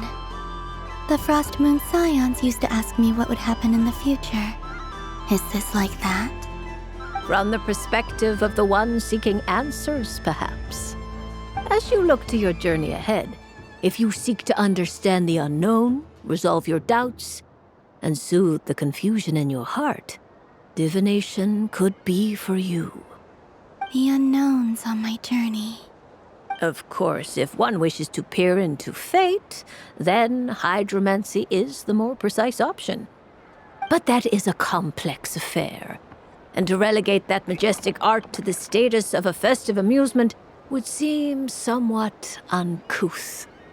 Besides, it is sometimes better to not know fate with great certainty. Hence, I shall use the suitably festive Luna Arcana to tell your fortune instead. It is more popular with the youth in any case. Lunar Arcana. Indeed. Unlike hydromancy, this will only display possibilities and trends. People like to think of themselves as creatures of agency and free will. Peering too far and too clearly into the future is detrimental to both body and soul. I'd like to give it a try. Of course you may. Come then, take a seat, Miss Columbina. Before we begin, are there any specific questions you would like to ask? Let's stick to general possibilities and trends, like you suggested. Ah, very well. Then I shall use the basic Lunar Arcana deck. Now, try to relax. Cast your mind upon the things you have experienced and the things you are soon to experience. I will shuffle the deck. Would you like to cut the cards yourself? You do it. No problem.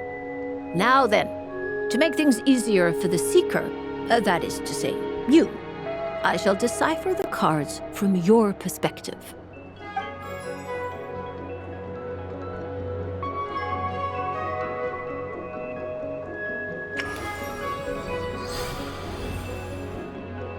Please, draw the first Lunar Arcana. This represents destiny and is the foundation for the divination as a whole.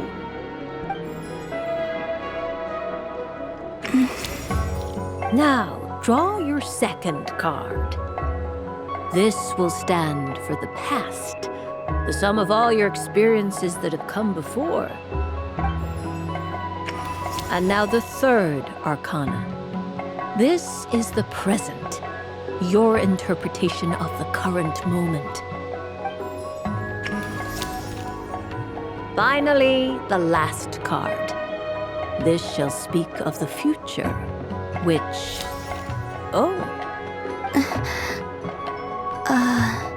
Kuvaki Pulse? Fascinating. I've never encountered this before in my role as a diviner. Something has exerted an influence upon this card, causing it to leave its designated position. What do you make of this, Miss Columbina? Perhaps this is the guiding hand of fate in action. Of course, if you wish, you can choose to deny the validity of this card and draw the future for yourself. No, it's fine. Let's go with this one. A bold decision.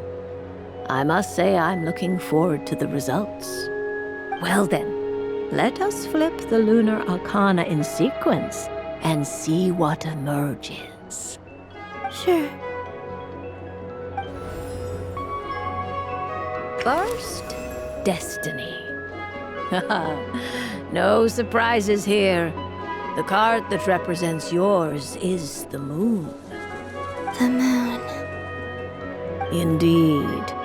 The moon can represent the truth at some times, but deception at others. False peace, destructive calamity, and the world-changing power that lies within. When the moon is placed on the destiny tile, it indicates that your destiny is not what it may appear on the surface.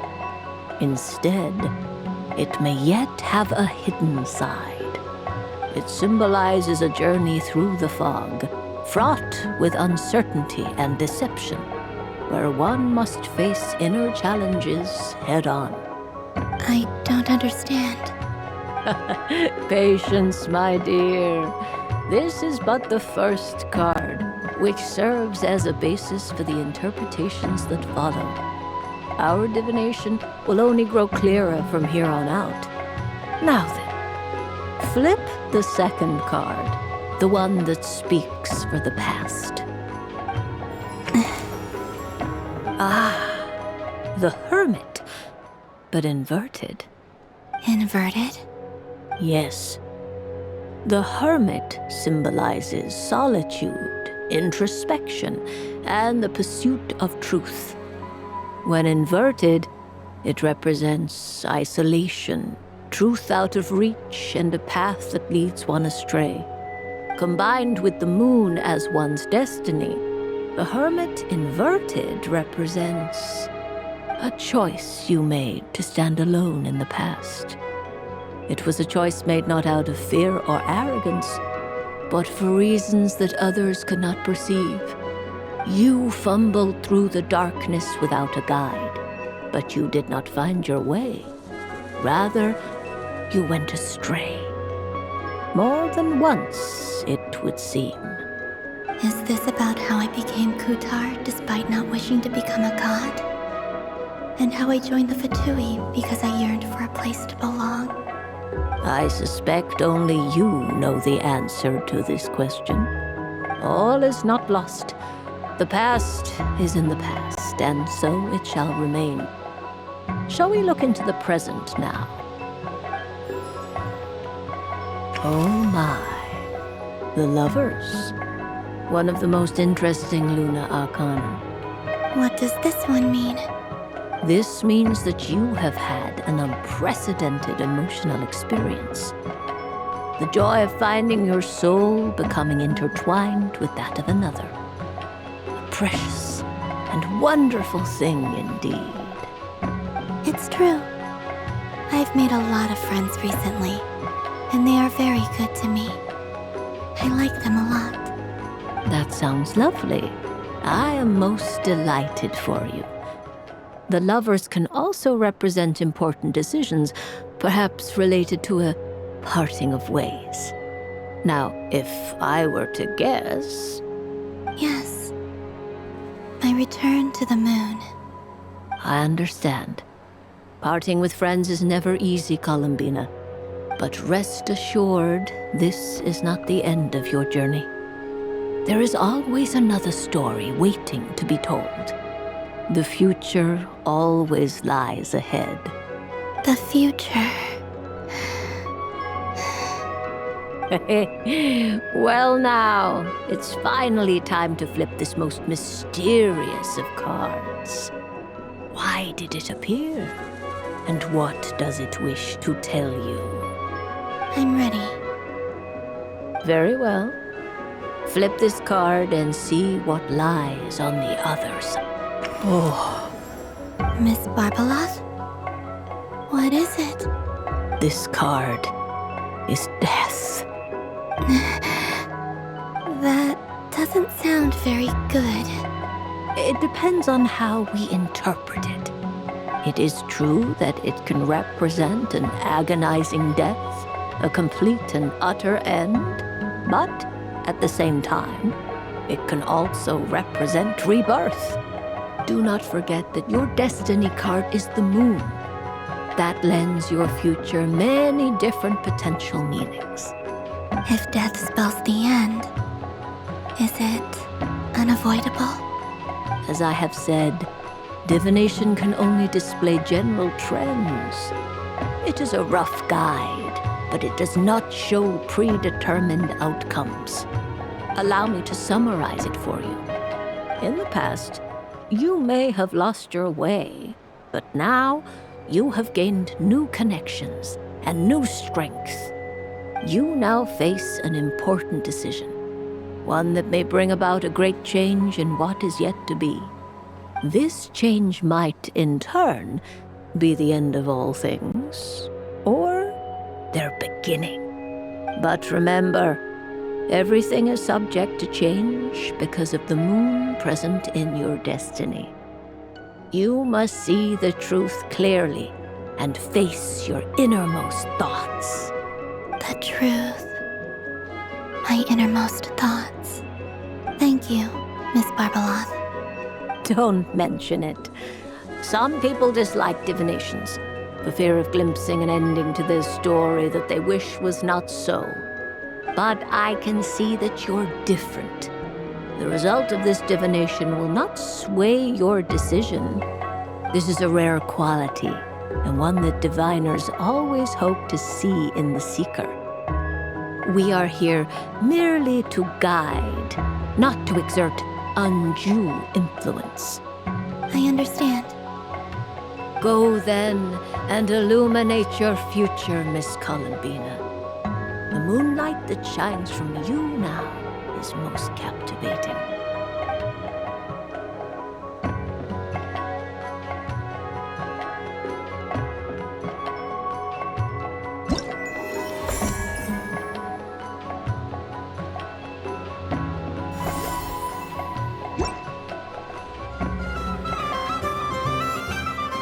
The death card made a most enigmatic appearance. The moon for which Miss Columbina is bound, I fear. Fretting is of no avail. I will have a chat with Alice about it sometime.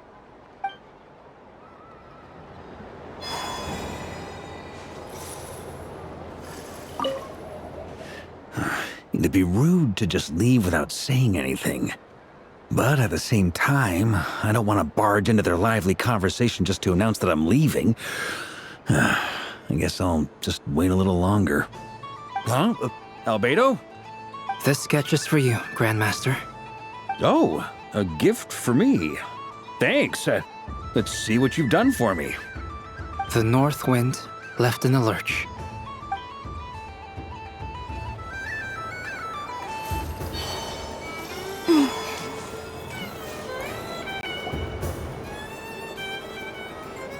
Dodoko's Whirligig! Come check out Dodoko's Whirligig! Ah, welcome home, Moon Goddess. Might I ask what this is? Ah, it's a very special amusement sponsored by the great mage herself. Ride on a soft and furry Dodoko and embark on an unforgettable adventure. I say that, but I'm just following a script here. Who is this mage, anyway? And what the heck is a Dodoko? I'd like to ride. No problem. But, are you by yourself? Is that not okay? Oh, no, it's fine. It's just that each Dodoko can accommodate 2 passengers. Would you like to bring a friend along? My friends. That should do it.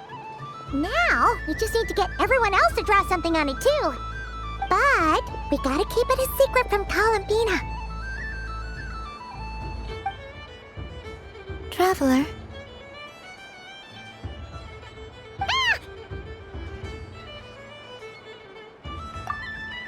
I want to go on that ride.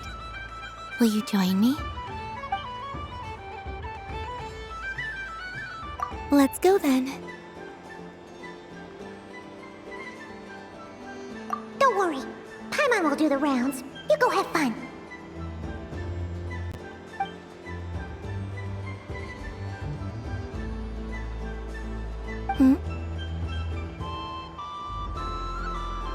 All right.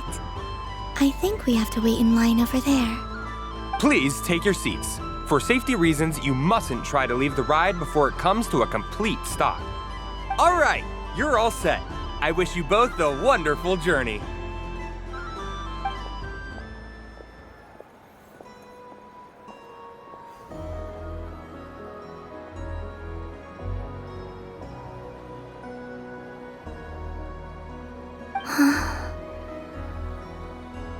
Not bad. It reminds me of riding a moon lane. Sometimes, the Kuhenki circle around me like this, playing their beautiful melodies. Yeah, I'm going to miss them.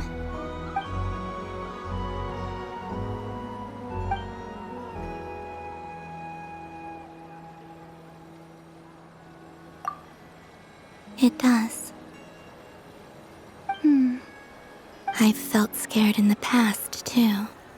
But this is a little different. You know something? I got to see a lot of fascinating things during my disappearance. I saw how the Frost Moon Scions act around their families. So different than how they used to act in my presence. And I also saw how they interact with their friends. It made me curious at first.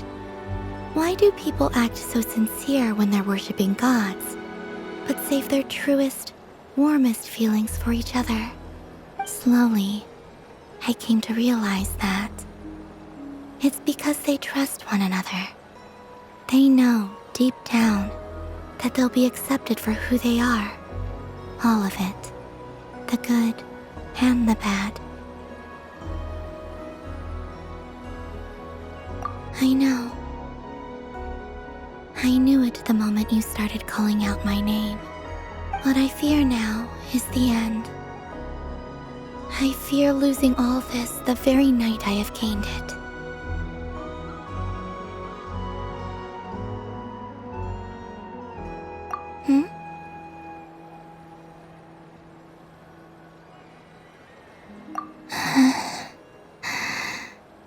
Thank you for this conversation.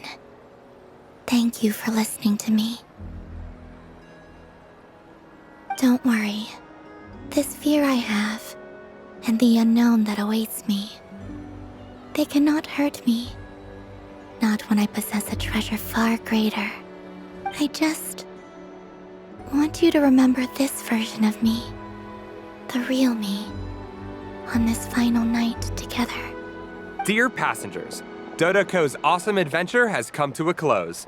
Please leave in an orderly fashion, and we look forward to seeing you again in the future. Don't want the journey to end, huh? Don't worry, you two. There's always another adventure waiting just around the corner.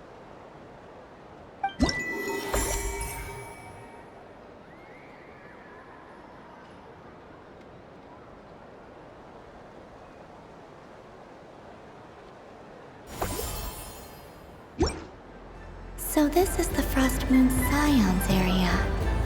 It feels very familiar. But everyone looks much happier than usual. Dodoco's Whirligig. Come ride on a soft and furry Dodoco and embark on an unforgettable adventure. Of course, Moon Goddess.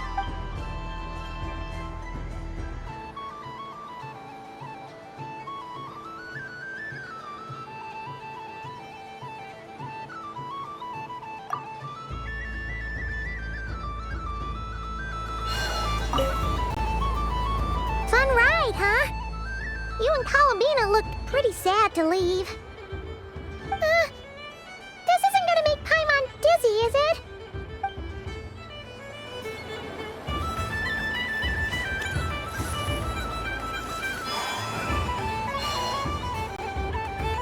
Sunny days! I prefer sunny days. Ah, well, you are as warm as the sun itself, Moon Goddess. Very well. I believe your spirit animal has to be this most adorable chic badger. Wow! Thank you, Mr. Talking Magic Lamp. Have a very happy festival, Moon Goddess. Lance? That's you, isn't it? It's our little secret, my dear traveler in Paimon. Okay, sure, but why are you here selling sugar sculptures? Everyone celebrates in their own way.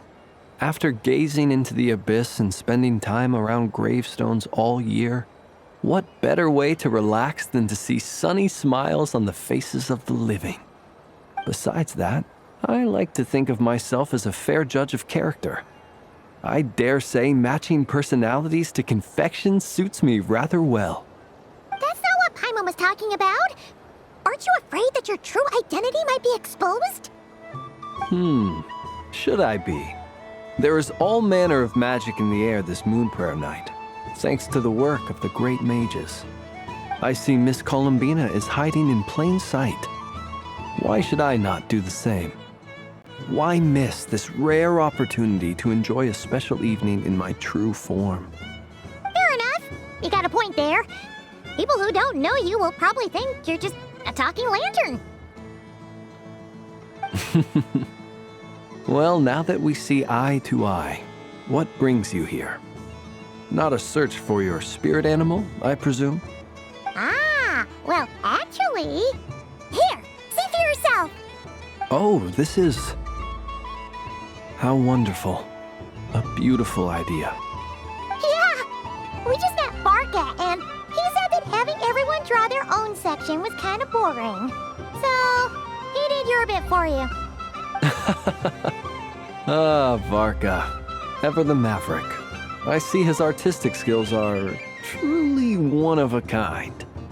In that case, I shall paint something on Mr. Albedo's behalf in a short while.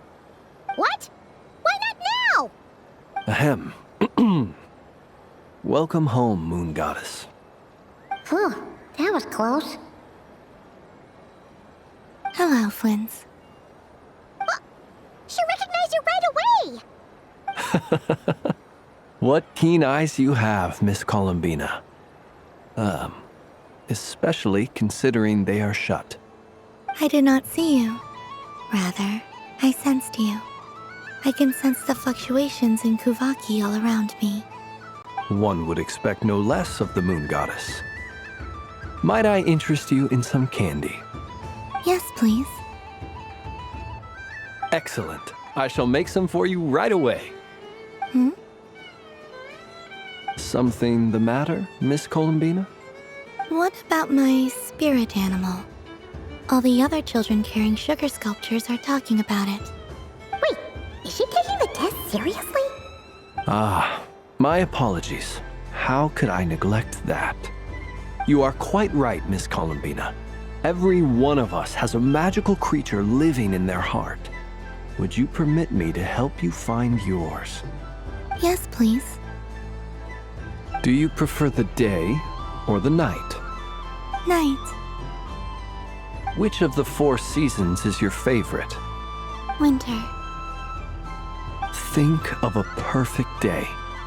What is the weather like? Sunny, rainy, or perhaps cloudy? Rainy in the morning, sunny at night. What kind of answer is that? Forests, lakes, and open seas. Which do you prefer of these? I like them all. Imagine you opened your very own shop. What would you sell there? Moonlight, I think. Wow! Paimon would totally shop there. It wouldn't cost anything. You'd just need to visit. Aha! I believe I know what your spirit animal is. Here, for you. Oh, it's a Kohenki! Indeed. A free-spirited being with a deep love for all things here in Nodcry, who selflessly lends her aid to as many people as she can reach. It is the perfect fit for you, Miss Columbina. Thank you.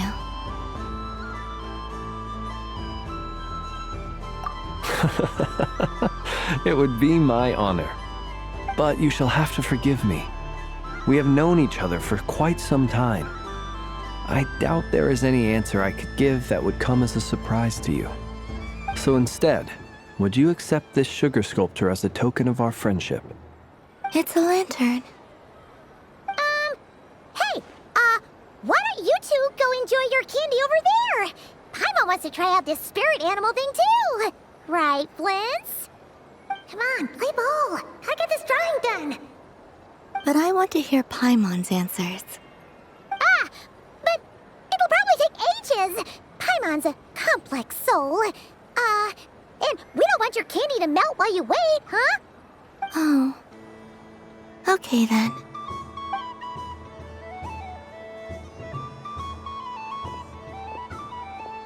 Phew. Nice excuse, Lady Paimon. That was some quick thinking. Yeah, no thanks to you. A little help next time.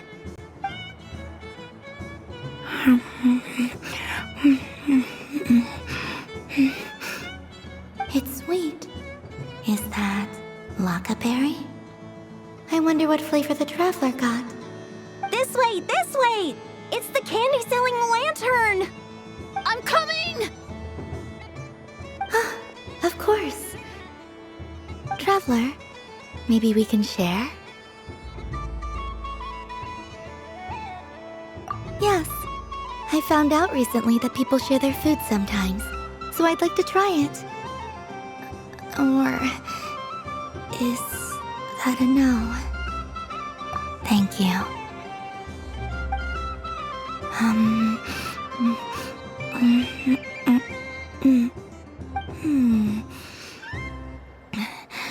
Yours is a little more sour than mine. Here, you try it. Are you sure? Amazing. My sugar sculpture has shrunk, yet my heart is filled with feelings of sweetness. I will remember this feeling. Sure.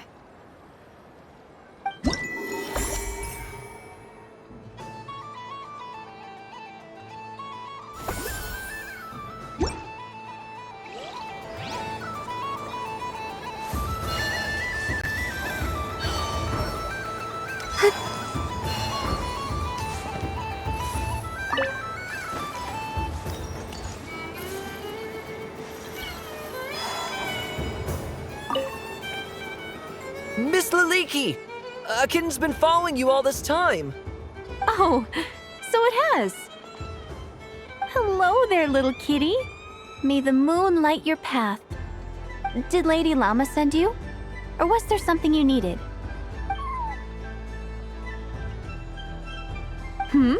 You'd like some moon prayer candies? No? I believe it wants that box. The one with the moon prayer candies in it. Oh, I see. Here, kitty. Come on. Here you go. Thank you, Lady Mr. Cantor, did you see that young lady dressed as the moon goddess? When did she leave? Sorry, no, I was looking at... I was watching the... cat. I see. The resemblance was uncanny. She seemed like the true Lady Kutar, the one who guides souls.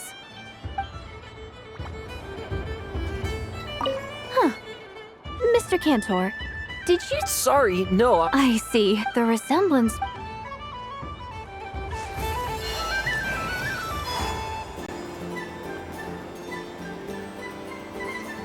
I wish for a never-ending supply of laka berries. What a humble wish. Probably written by a child.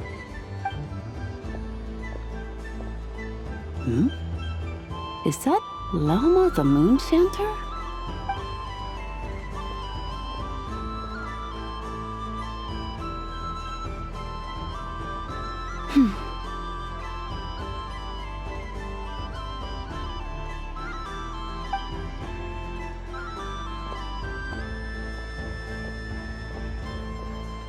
I wish that the long plume ibises would stop biting me.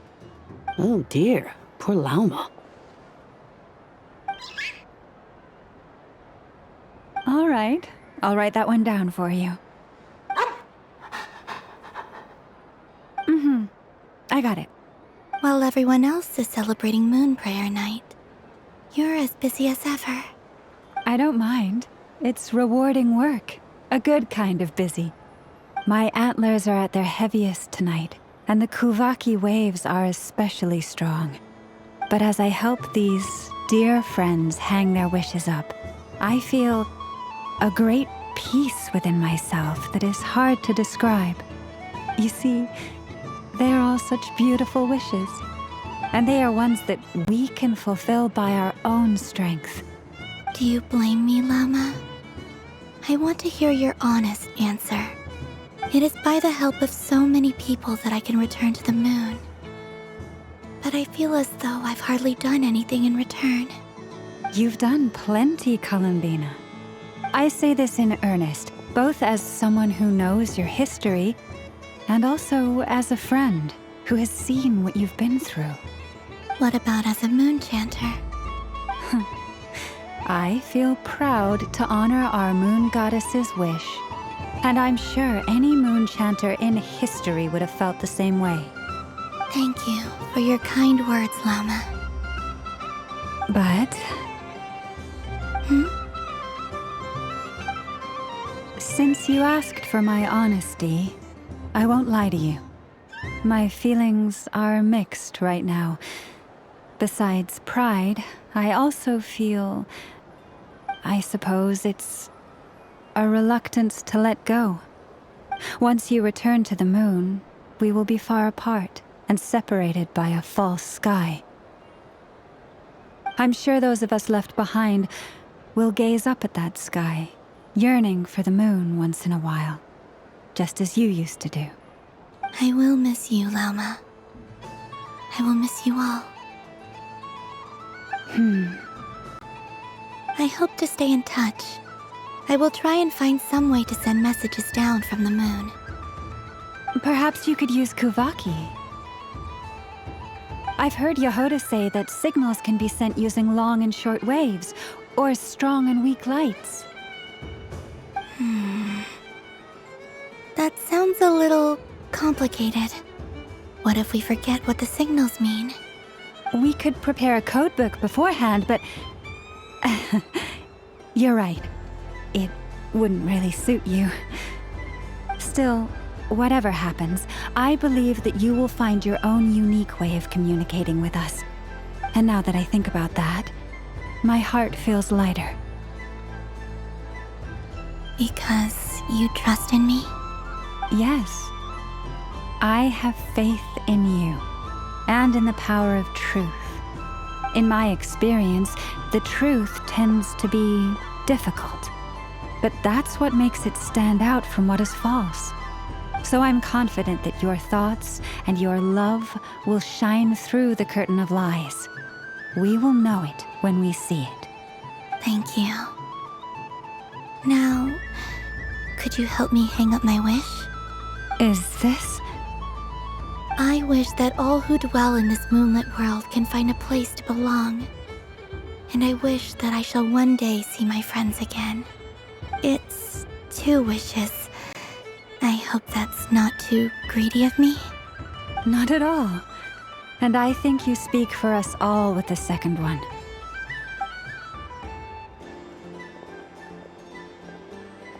I shall continue to pray until the day that all of these wishes come true.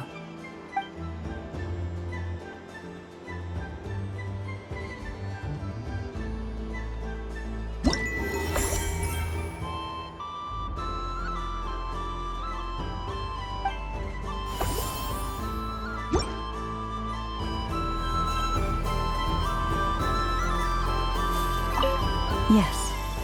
May everyone's wishes come true.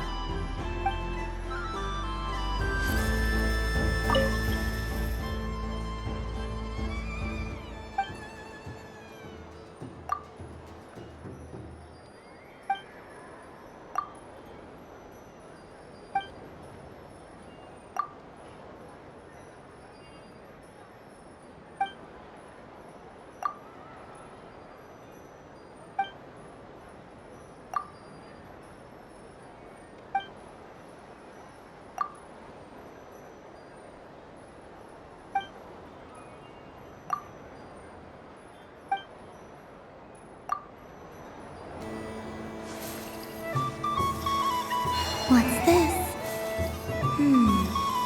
Should I give it a try?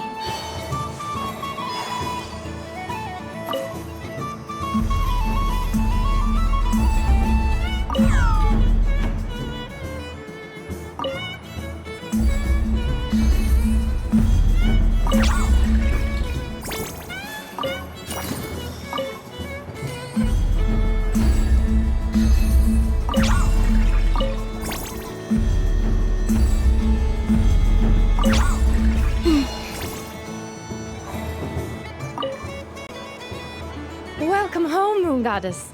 Would you like to try on some animal-themed headwear? I always hear Llama saying how heavy her antlers are. I wonder how it feels. Let me give it a try. Oh my! It really suits you.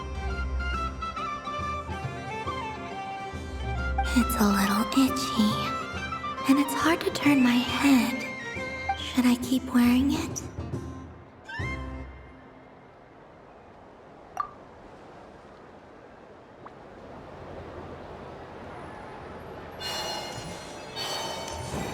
Yes.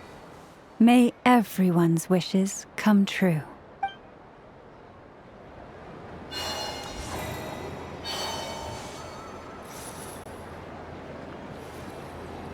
Wow, the Frost Moon Scion stall looks kind of plain, but it's pretty cool once you get into it. I don't go to Hisi Island much, but it's got that, like, old world cultural feel. And if culture means we get more festivals, I'm all for it! Hello, Yehoda. Columbine... hello, Moon Goddess? That was too close. I almost gave the game away in front of the staff. Oh, wait, what's the deal with her shoes? They don't make a sound when she walks. I could do with a pair of those. Do you like balloons too? Balloons? Oh, you mean those? What's so fun about balloons? I'm not a kid anymore. They're probably more up Aino's alley. Yes. The animals seem very curious about these strange flying objects. I was drawn here by their voices. I recently learned a fun new game you can play with balloons, so I decided to come and give it a try. A new game?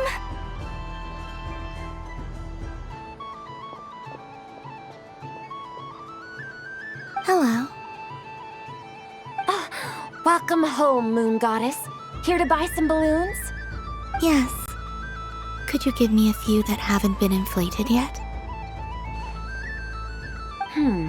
Are you sure? I guess it's not a problem, but... Yes, please. Thank you. Uninflated balloons? But those are just little rubber pouches. What does she want with those? Would you like to play the balloon game, Yehoda?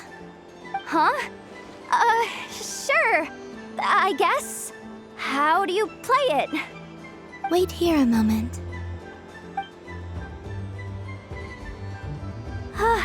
Oh. This is so weird. What have I got myself into now? I thought I saw Columbina nearby. Uh-oh! That's the fourth Harbinger! Although she's helped us out quite a bit, she's good people, right? Is she looking for Columbina? Oh, guess that's my ticket out of here. I'm not sure my heart can take being sandwiched between two Harbingers.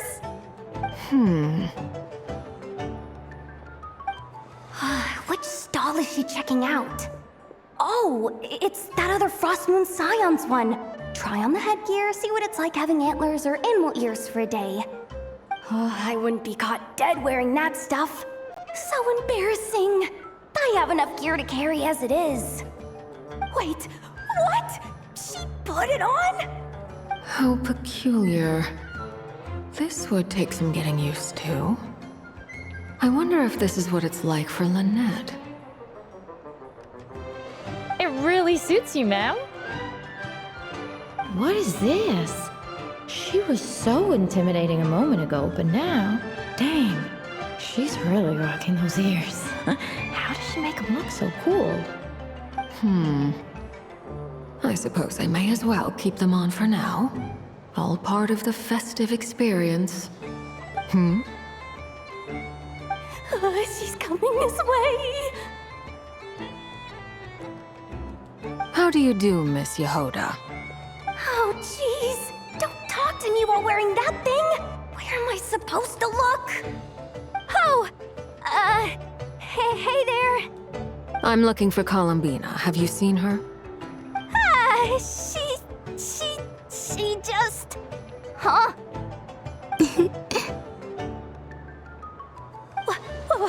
Wait, is that what she meant by balloon game? Yeah. Huh? No fair! How come I get caught in the crossfire? An ambush from the rear? Is this a declaration of war, Columbina? Would you like to play too, Arlecchino? Seriously? Are they gonna start some beef right here, right now? Gladly.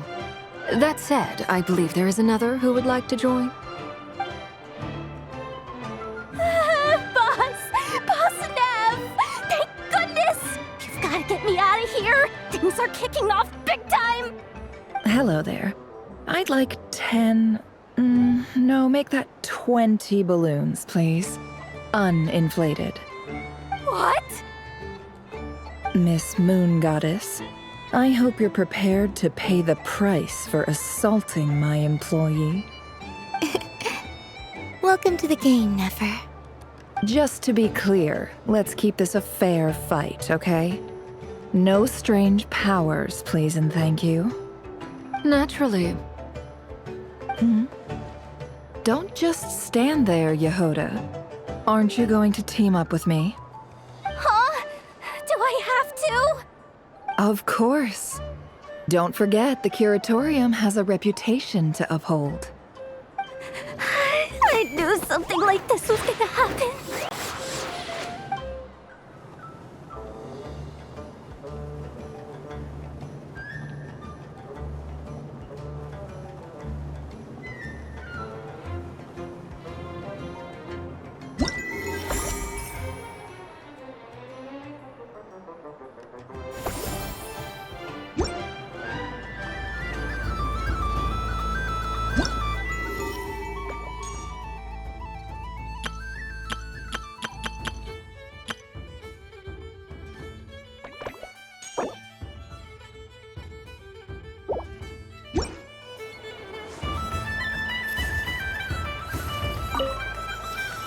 I've seen Lenny and the other children play this game before. It would seem that it's not a bad way to relax, once in a while.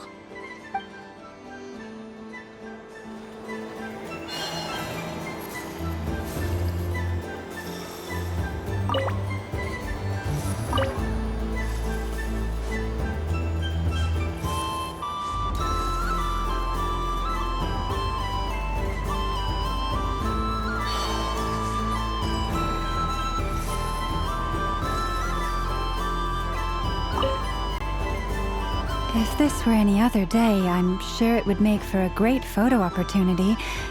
But Moon Prayer Night has rendered my antlers uncomfortably large.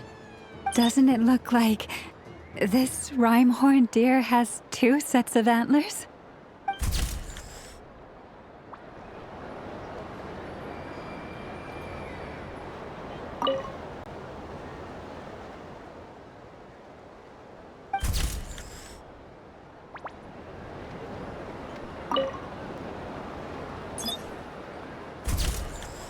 And done! Here, take a look! I think it looks quite funny. Well, Paimon thinks it's super cute. It looks like a silly chic badger and a rhyme-horned deer that's about to fall asleep.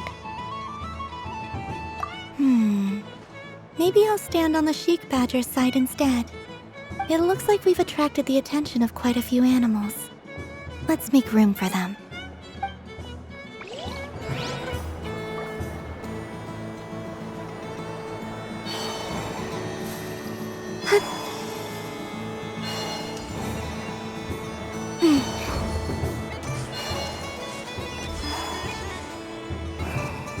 What's this?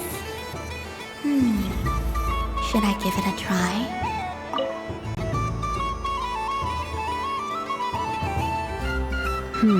I don't have enough data. Need more samples. Who should I ask for help? Is this one of the amusements? Or is it a research project? Bit of column A, bit of column B. I'm currently running some synchronization tests on these bots. Basically, you need to press the button to help them successfully obtain the treasure. But you've got to time it right. I'll record your data, which will be used to improve the robot's accuracy. But, ma'am, I mean, Moon Goddess, don't you think you should take your eye mask off first? There's no need. I will be all right. Okay then. Whatever you're comfortable with. Great. Then let's begin.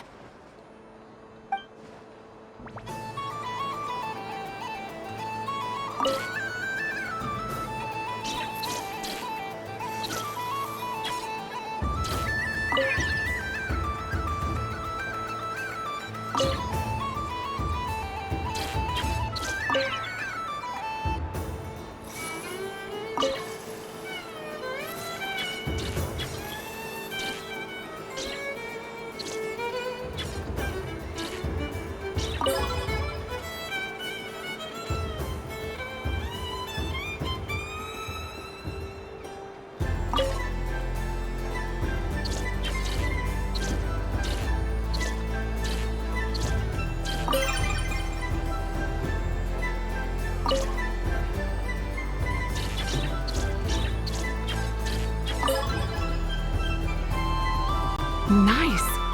Data collection complete. Cool. So much useful data. I'm progressing much faster than I expected. Thank you so much, Moon Goddess.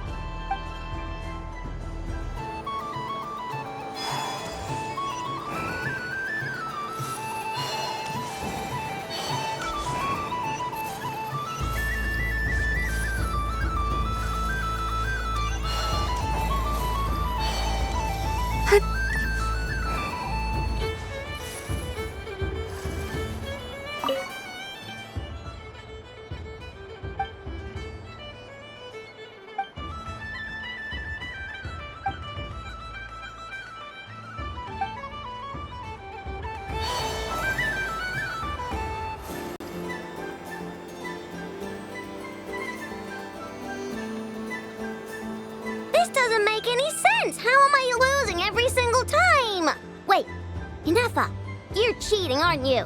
Yeah, that must be it. I am not cheating, Aino. Uh-oh, sounds like Inefa's turning into a big baloney bot. I think it's time for some serious maintenance.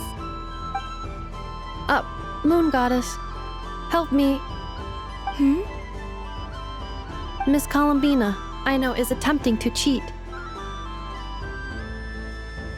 What the? I'm not the cheater! You're the cheater! How dare you throw it back at me?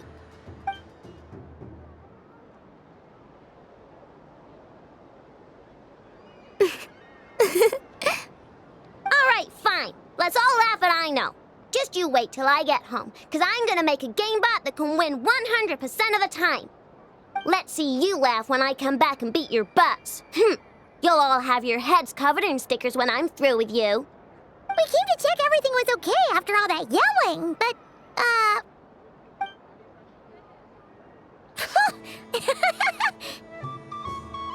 Whatever it is, it sounds like cheating is allowed. Kuhenki concentration. Each player starts with differently colored kuhenki. Each round, they draw one kuhenki from their opponent. When a player has two kuhenki of the same color, they make a pair and can be discarded. Any that can't form a pair must be kept. The round ends when a player can't form any more kuhenki pairs, and that player gets a sticker.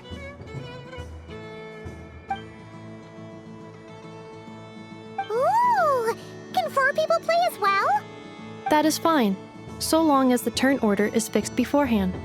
Alrighty then! In that case, the 2 of us will join as one team. Okay, but if you lose, you're both getting stickered. I don't want to hear any excuses. Sure. And if we win? If you win, only one of you gets to sticker someone else. I have taken to calling this. I know logic. Hey, lay off me, alright? Okay, so we're starting the game from scratch again, which means all my stickers so far don't count. Looks like Luanatar is the Kuhenki of honor for this game. Anyway, let's go clockwise, starting from Inefa.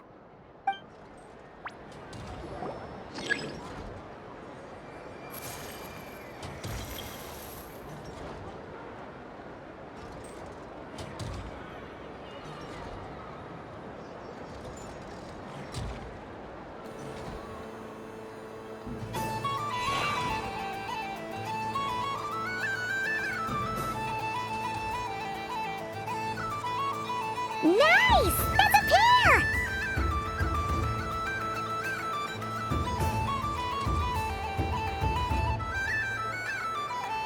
Go, go, fly!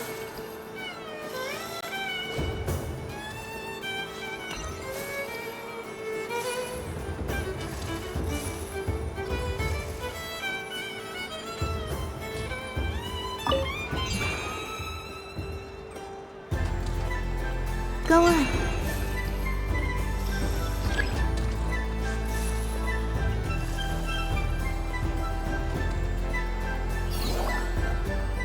I have a pair.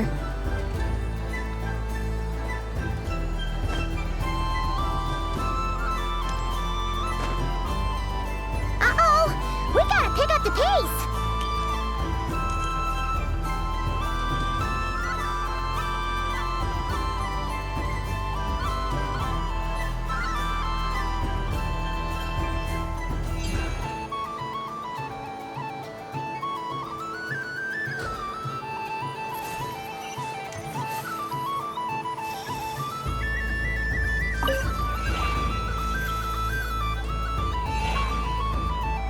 I win.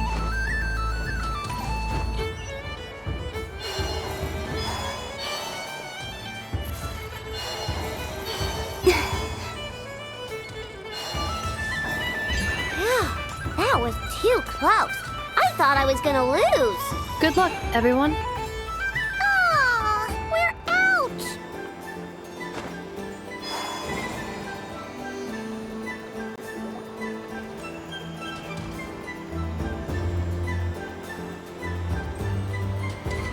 Let me pick a good one.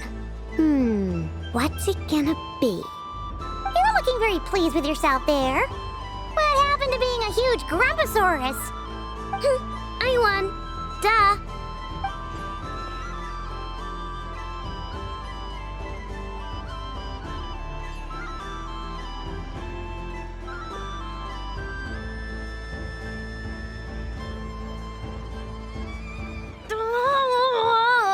Me again? Don't fidget too much, Aino, or the sticker's going to fall off. I don't care. If it falls off, it falls off. If a pair of Kuhenki get discarded, why not a pair of stickers? Huh? Huh?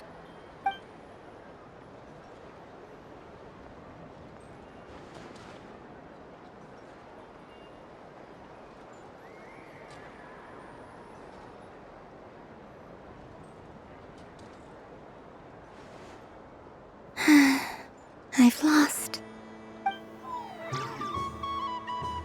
Sticker, sticker, sticker!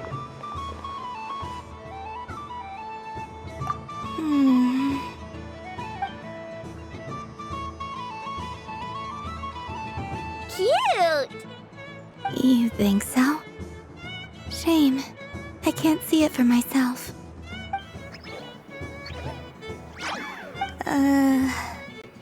What did Luanatar say? She said it looks so cute that she wants me to lose a few more rounds.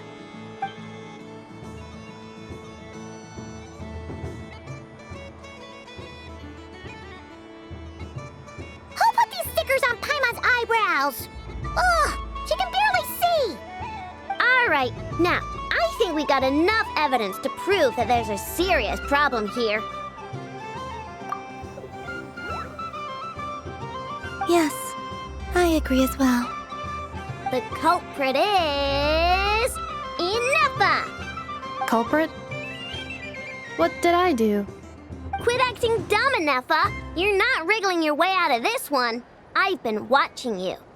Not only did you remember whose side Luanatar started at, but every time someone drew a Kuhenki, You were logging it and calculating every last possibility. Which Kuhenki pairs were gone, who had what color Kuhenki in their hand, even our facial expressions. You were keeping track of it the entire time. Exactly! What Aino said! Putting aside the fact that running calculations is not against the game rules, do you have any evidence to support your allegations? But that's not against the rules either. So she admits it. She certainly does. Alright, everyone grab a sticker. It's time to get Nefa back. But... Take that!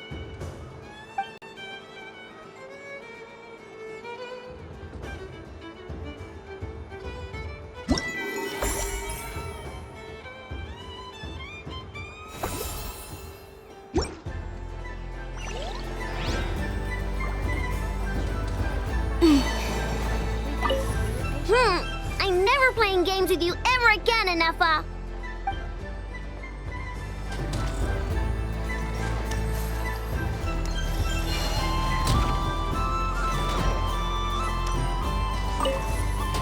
Aino is throwing a tantrum again.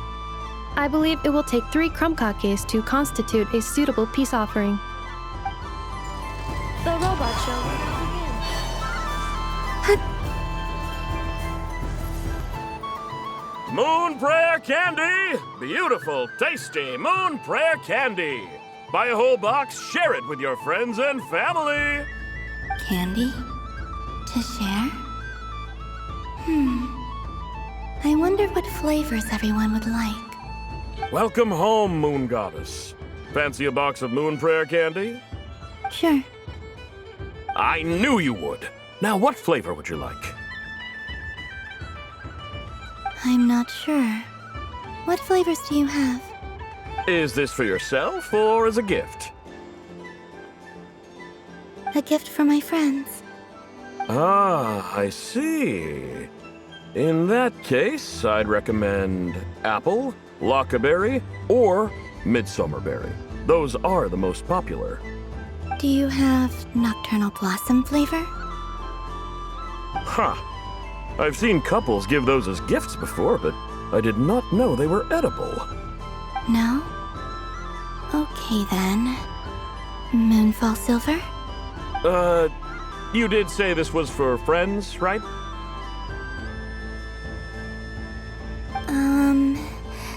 Maybe smetana then. Hey, now that's a creative idea! I've never tried it before, but if you're happy to wait, I can see about whipping up a batch on the spot. While we're at it, you got any other ideas?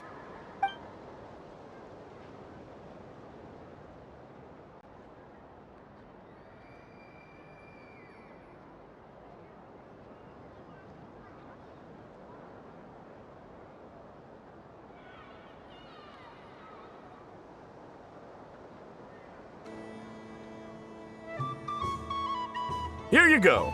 Every flavor you asked for is in there.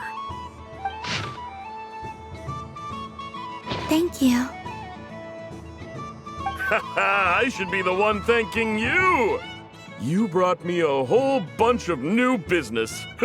It's like a genuine blessing from the Moon Goddess. I hope you and your friends have a lovely night.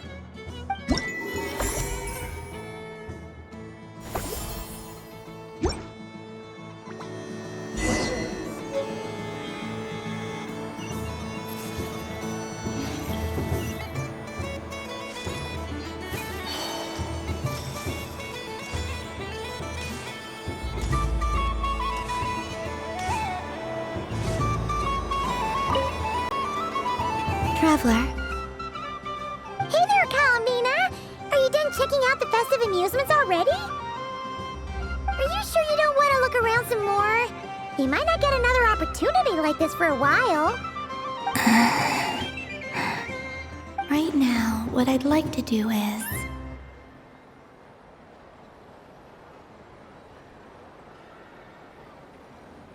You're right. I'm not ready for this night to end just yet.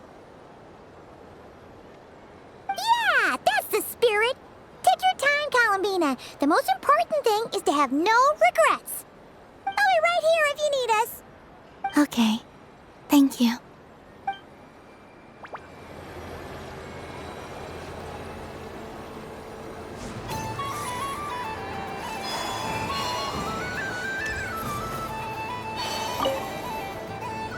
Traveler. Columbina! Finished with the festival already? Really? You're sure you don't want to have a little more fun out there?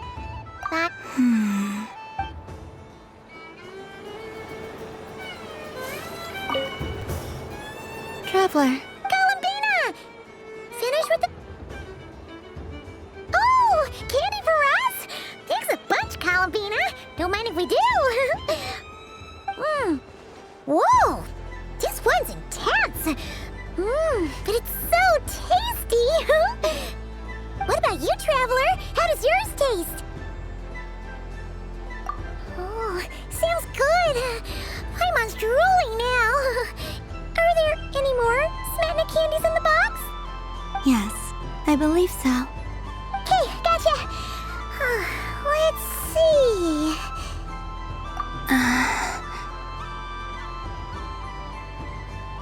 Sure. This one, and yep, this one looks right too. Okay, that's 3. Here we go. 1 per person. It's so sweet.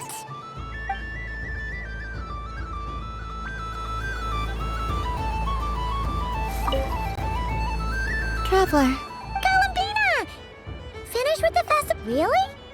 You're sure you don't want to have a little more fun out there? Final answer. Yes, I am sure.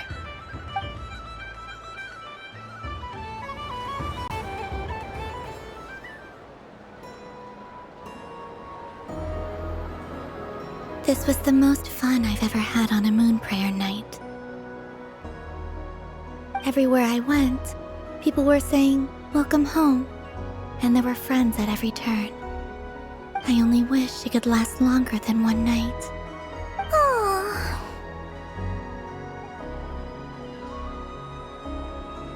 Yes, you're right.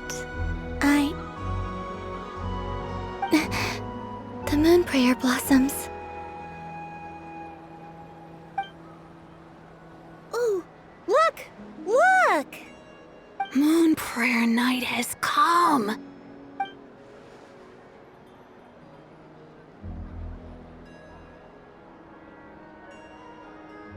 The moon. It's so beautiful. Happy Moon Prayer Night, dear.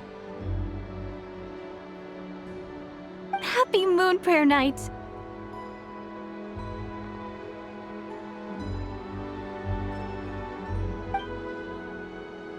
Happy Moon Prayer Night.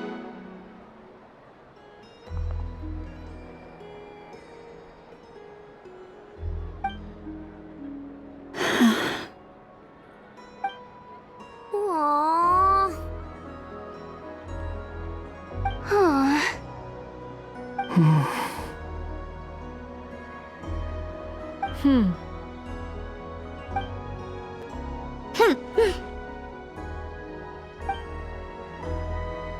Time flies when you're having fun.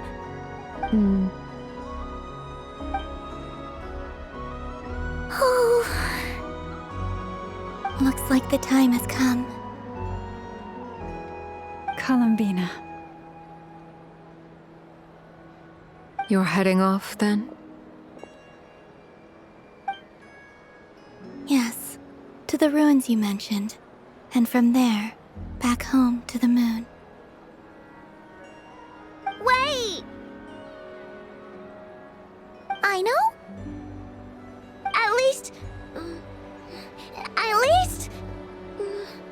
Take one of our craft shop's crumb cookies up to the moon with you. You know, for a snack. Sure, why not? The Curatorium of Secrets believes in proper farewells. No story should be left without a satisfactory endnote. Never. Farewells are an important affair for the Ratniki, too. We never know when we might meet again. Haha! And here I thought grand farewells wouldn't suit tonight's mood. But I suppose friendly passion is not to be stopped, eh?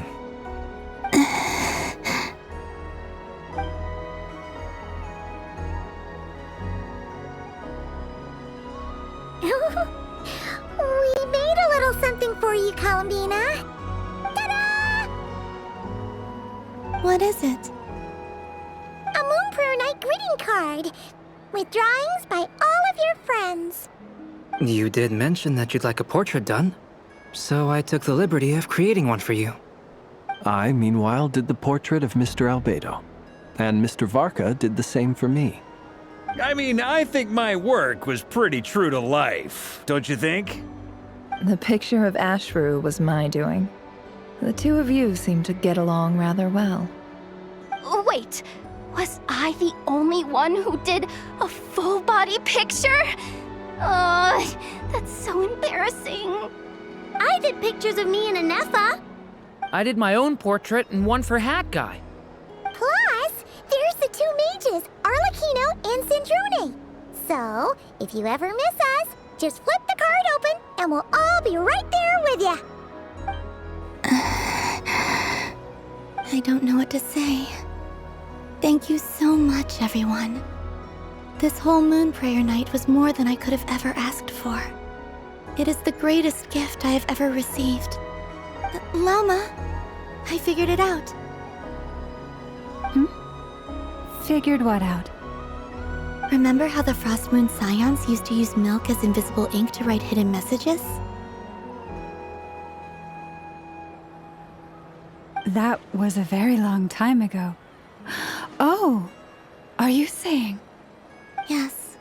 When I miss you all, I shall use Moonlight in the same way, to write words that only you can see upon the moon itself. Wow, that sounds lovely. Quite. But how will we see them? Simply open your windows on nights when the moon shines bright, and the moonlight will naturally flow towards the words I have written. That sounds most fitting indeed. Very true to form. I'll try to write them in places that won't disturb your sleep. I, for one, would sleep all the better for having read one of your messages before settling down for the night. Exactly. So don't worry about disturbing anyone's sleep. Just promise you'll write to let us know you're okay, all right? All right. I promise.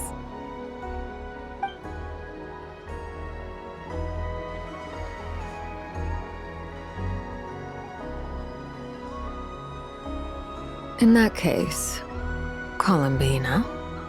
I'm ready.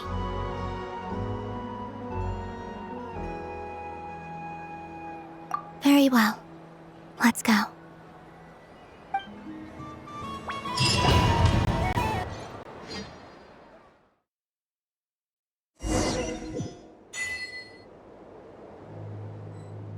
In just a few moments, I will be gone. I still don't know what to expect on the moon. Will I really be able to send messages to my friends? The Kuhenki, the animals of Nod Cry. I'll never get to see them again. I wonder where I'll be when the next Moon Prayer Night comes.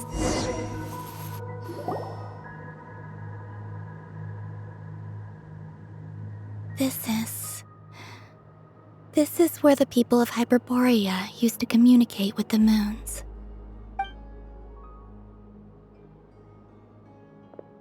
Eternal moon, frost moon, iridescent moon.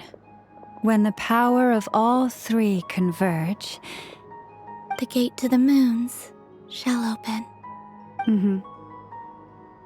Moon marrow preparations are complete. Only the final step remains. I'm sure Nasha Town is livelier than ever at this moment. Yeah, it's a shame you couldn't be there for it, but it's now or never, right? It's fine. I'm more than happy with this. My last piece of luggage. My only piece of luggage.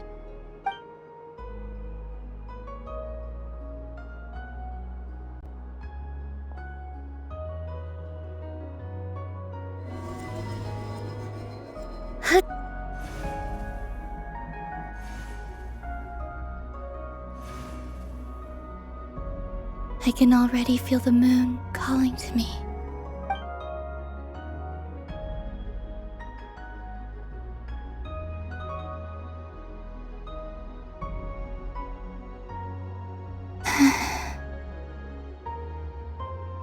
Your home lies on the far side of this light, Columbina. From now on, we will at last have a reason to pray to the true moon. Columbina. Yes? I'm listening. Be sure to come back and see us when you get the chance.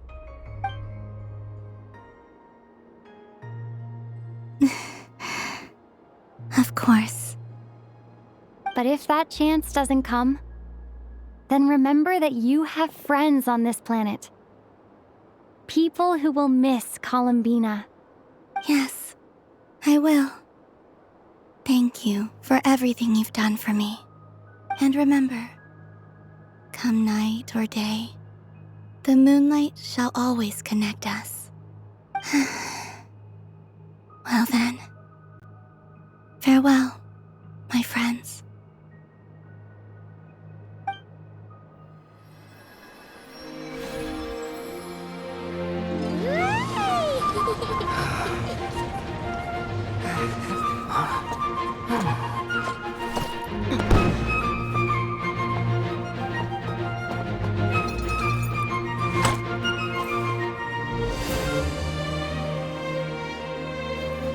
Thank you.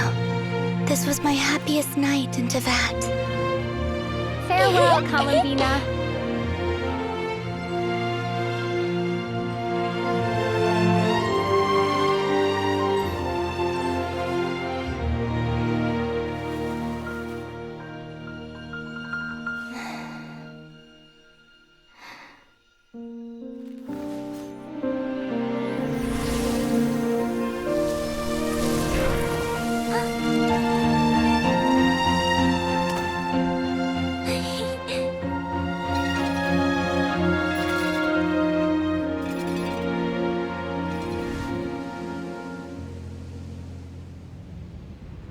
The moon really is closer than ever tonight.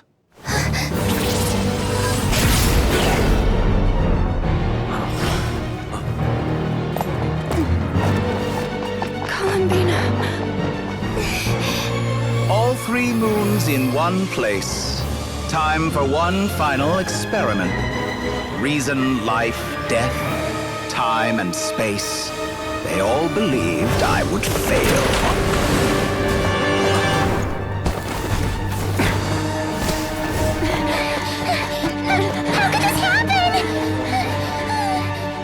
But Teyvat's primordial power never did belong to the throne of heaven. And now, they are mine.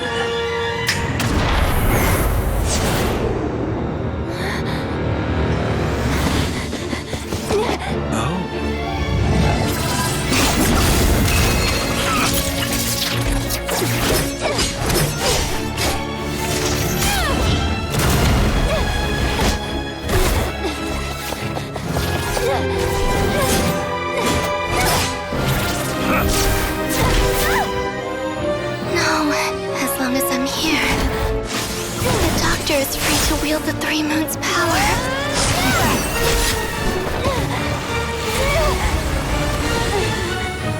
It's the only way.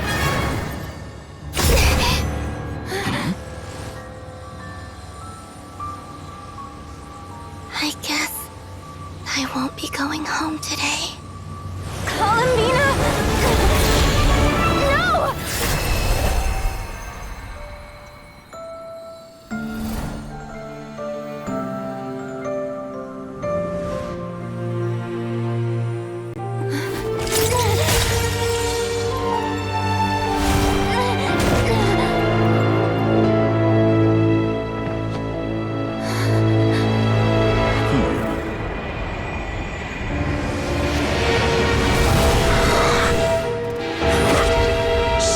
World, do not try to control me!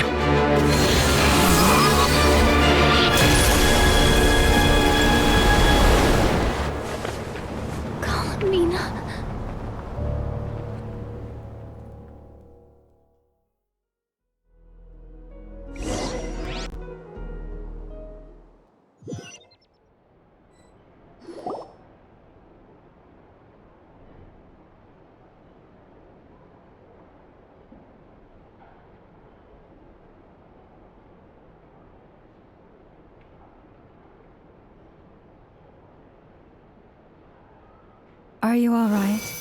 Do your wounds still hurt? I had someone prepare a little medicine that could prove effective. Take it if you need to. In that case, let me relate the contents of the call we made to Alice after the incident occurred. That Dottore is a crafty one. He distracted the Hexenzirkel by creating a huge fuss at Tevat's borders. I'd assumed that the cause was an abyssal intrusion from the outside world, which in fairness is a rather common occurrence. But after learning that you managed to influence the phantoms in Nordcry, I realized that perhaps this interference could have come from within Tevat instead. But we weren't able to change their fates. True, you couldn't change how their stories ended, but you did build some variables around yourself. Variables? Yes, things you heard that you could not otherwise have learned, ideas that would otherwise have never crossed your mind. All these things are variables. Of course, most variables usually pale into insignificance with the myriad of possibilities floating around. But the moment you start treating them as building blocks and intentionally stacking them, that changes things. That's what Dottore did, and it's how he created the necessary conditions so that when you activated the portal tonight, it played right into his plan. However, we have no way of knowing exactly what he did. Yeah, we also need to ascertain Columbina's status. And that about sums it up. As I suspected, Dottore has disappeared completely. If it's any consolation, he wasn't able to control Columbina as he might have wished to. Oh no! What? She did what? All we saw was Dottore appeared and used some kind of power. The next thing we knew, he and Columbina were gone and you were falling into the sea.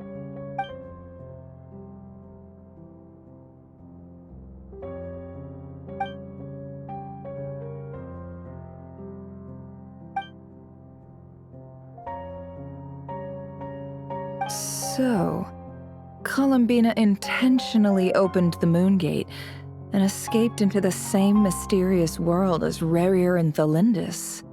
Sounds like bad news.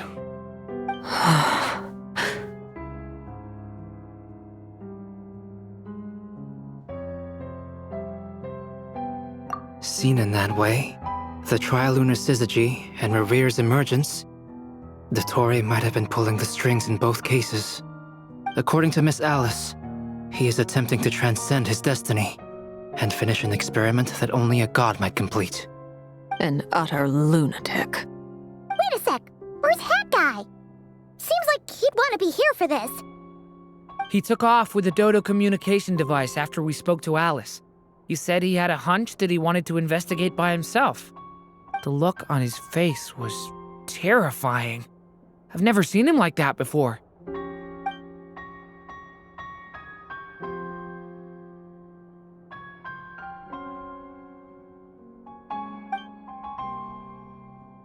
I'm back. Hat Guy! I went to look for the Hyperborean phantoms again. I think I've gotten to the bottom of it. I got them to talk to Nicole on the other end of the communications line. Turns out, the history they describe is different from how Nicole remembers it. Really?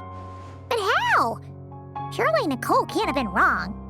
Because the phantoms are the ones who were deceived. They speak of a savior who appeared in their history. One who never should have existed. This savior promised to create a new moon within the false sky, and even bring back their moon goddesses. Foolishly, they believed in him, and told him everything he wanted to know about the moons. It's obvious that this was Dottore's doing. Now you mention it, the first time we entered the Hyperborean ruins, we heard the phantoms discussing their history, and I remember Nicole commenting that something sounded a little strange. But Dottore shouldn't have been able to get in there in the first place. He didn't. Nicole said that this was an anomalous state triggered by disruptions in the causal connections between phantoms from the same era. The variables that Dottore put in place were substantial enough that they even affected phantoms that he never met. So it's not that their memories were unclear. They'd been tampered with. That's exactly the possibility Dottore was trying to manufacture. He turned these variables into knowledge and engineered the situation so all that knowledge would fall into his hands. Then, he harnessed that knowledge on Moon Prayer Night to truly create a false moon. How is that even possible? To be precise, he exploited a weakness in the way the spell works. The spell senses Kuvaki to detect the moon's location. So, as long as the false moon more strongly resembled the moon than the frost moon beyond the skies, the gate would teleport Columbina to the false moon's location. In other words, to Dottore's side. Once he had her under control, the teleportation spell remained active, and he manipulated her power to seize both moon marrows. At that moment, the moon marrows disappeared right before our eyes. It was already too late, even as we were leaving the ruins. By then, Dottore had already amassed the power of all 3 moons. So, where does that leave us? What do we do now? I'd certainly like to know what Her Majesty thinks, now that the concerns I expressed to her have come to pass. But we cannot simply sit and wait for her to decide the matter. And in any case, it is not the Fatui Harbinger Damselette who sees us as her friends, but rather Columbina Hyposelenia. If, even in such extreme circumstances, Her Majesty will not lift the prohibition on Harbingers drawing steel against one another, then I will do as my heart demands. I will fight as Peruware instead. Oh, Arlecchino! Time is short, so I'll make the first move.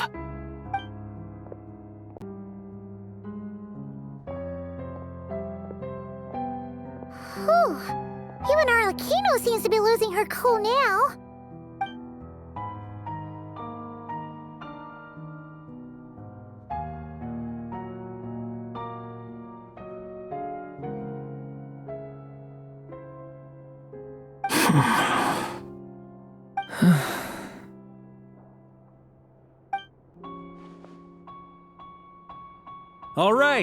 All right. Lose those dejected looks for a moment and let me get a word in. It looks bad, I won't lie. Very bad, in fact. So Dottore's pulled some real dirty tricks to gain the upper hand. For now. And yeah, it's to the point where even the mages say that his variables have affected destiny. I'm not so sure, though. Many have told me that Tevat's destiny is fixed, and that does appear to be the case. Well, what makes Dottore so sure he'll be the exception? And since he was able to stack these variables up, who's to say we can't do the same? You of all people should not be discouraged, traveler from afar. This isn't over yet. And you're not alone in that. Everyone here does, whether they've spoken thus far or not. But none of us are the type to sit back and wait for the sun to shine again. That's exactly how a knight should roll. If they knock you down, you get back up and get back in it. Don't forget, Honorary Knight, you're a legitimate member of Mondstadt too. Mark is right. This is far from over. Dottore's already way overdue a butt-kicking given his past shenanigans. And after this, he's earned himself a double dose. That's what I'm talking about. How's everyone else feeling? I'll use Kuvaki to investigate Columbina's whereabouts. I'm not ready to give up either. Leave the intel gathering to me. Whatever happens within Nodcry's borders, when the Curatorium of Secrets wants to be in the know, we always find a way. Aino and I will do all we can to support you. We will attempt to reverse engineer Dottore's actions and seek a breakthrough that way. Alice and Nicole are busy dealing with an emergency at Tevat's borders, so they can't return just yet. but they're both very angry about this. They've asked Albedo and me to act on the Hex and Circle's behalf and do everything in our power to fight back against Dottore. Are you ready then? We're going to have to conduct a lot of research, even in the early stages. I'll do my best. As for me, I'm pretty familiar with Dottore's way of doing things, so I can try to predict his next move. I'll help with your investigation. Nice! Looks like we have our basic division of labor. I'll get in touch with Flint's and Itlua, get them to have a chat with their Starshiner. It couldn't hurt to bring the Lightkeepers on board as well. At the same time, I'll pass on instructions to the Knights present in Nodcry to assist the Lightkeepers and other organizations in ensuring the safety of those living here.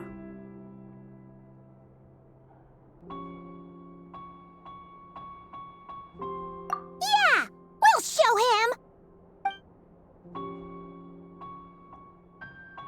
That's it then. Good luck, everyone.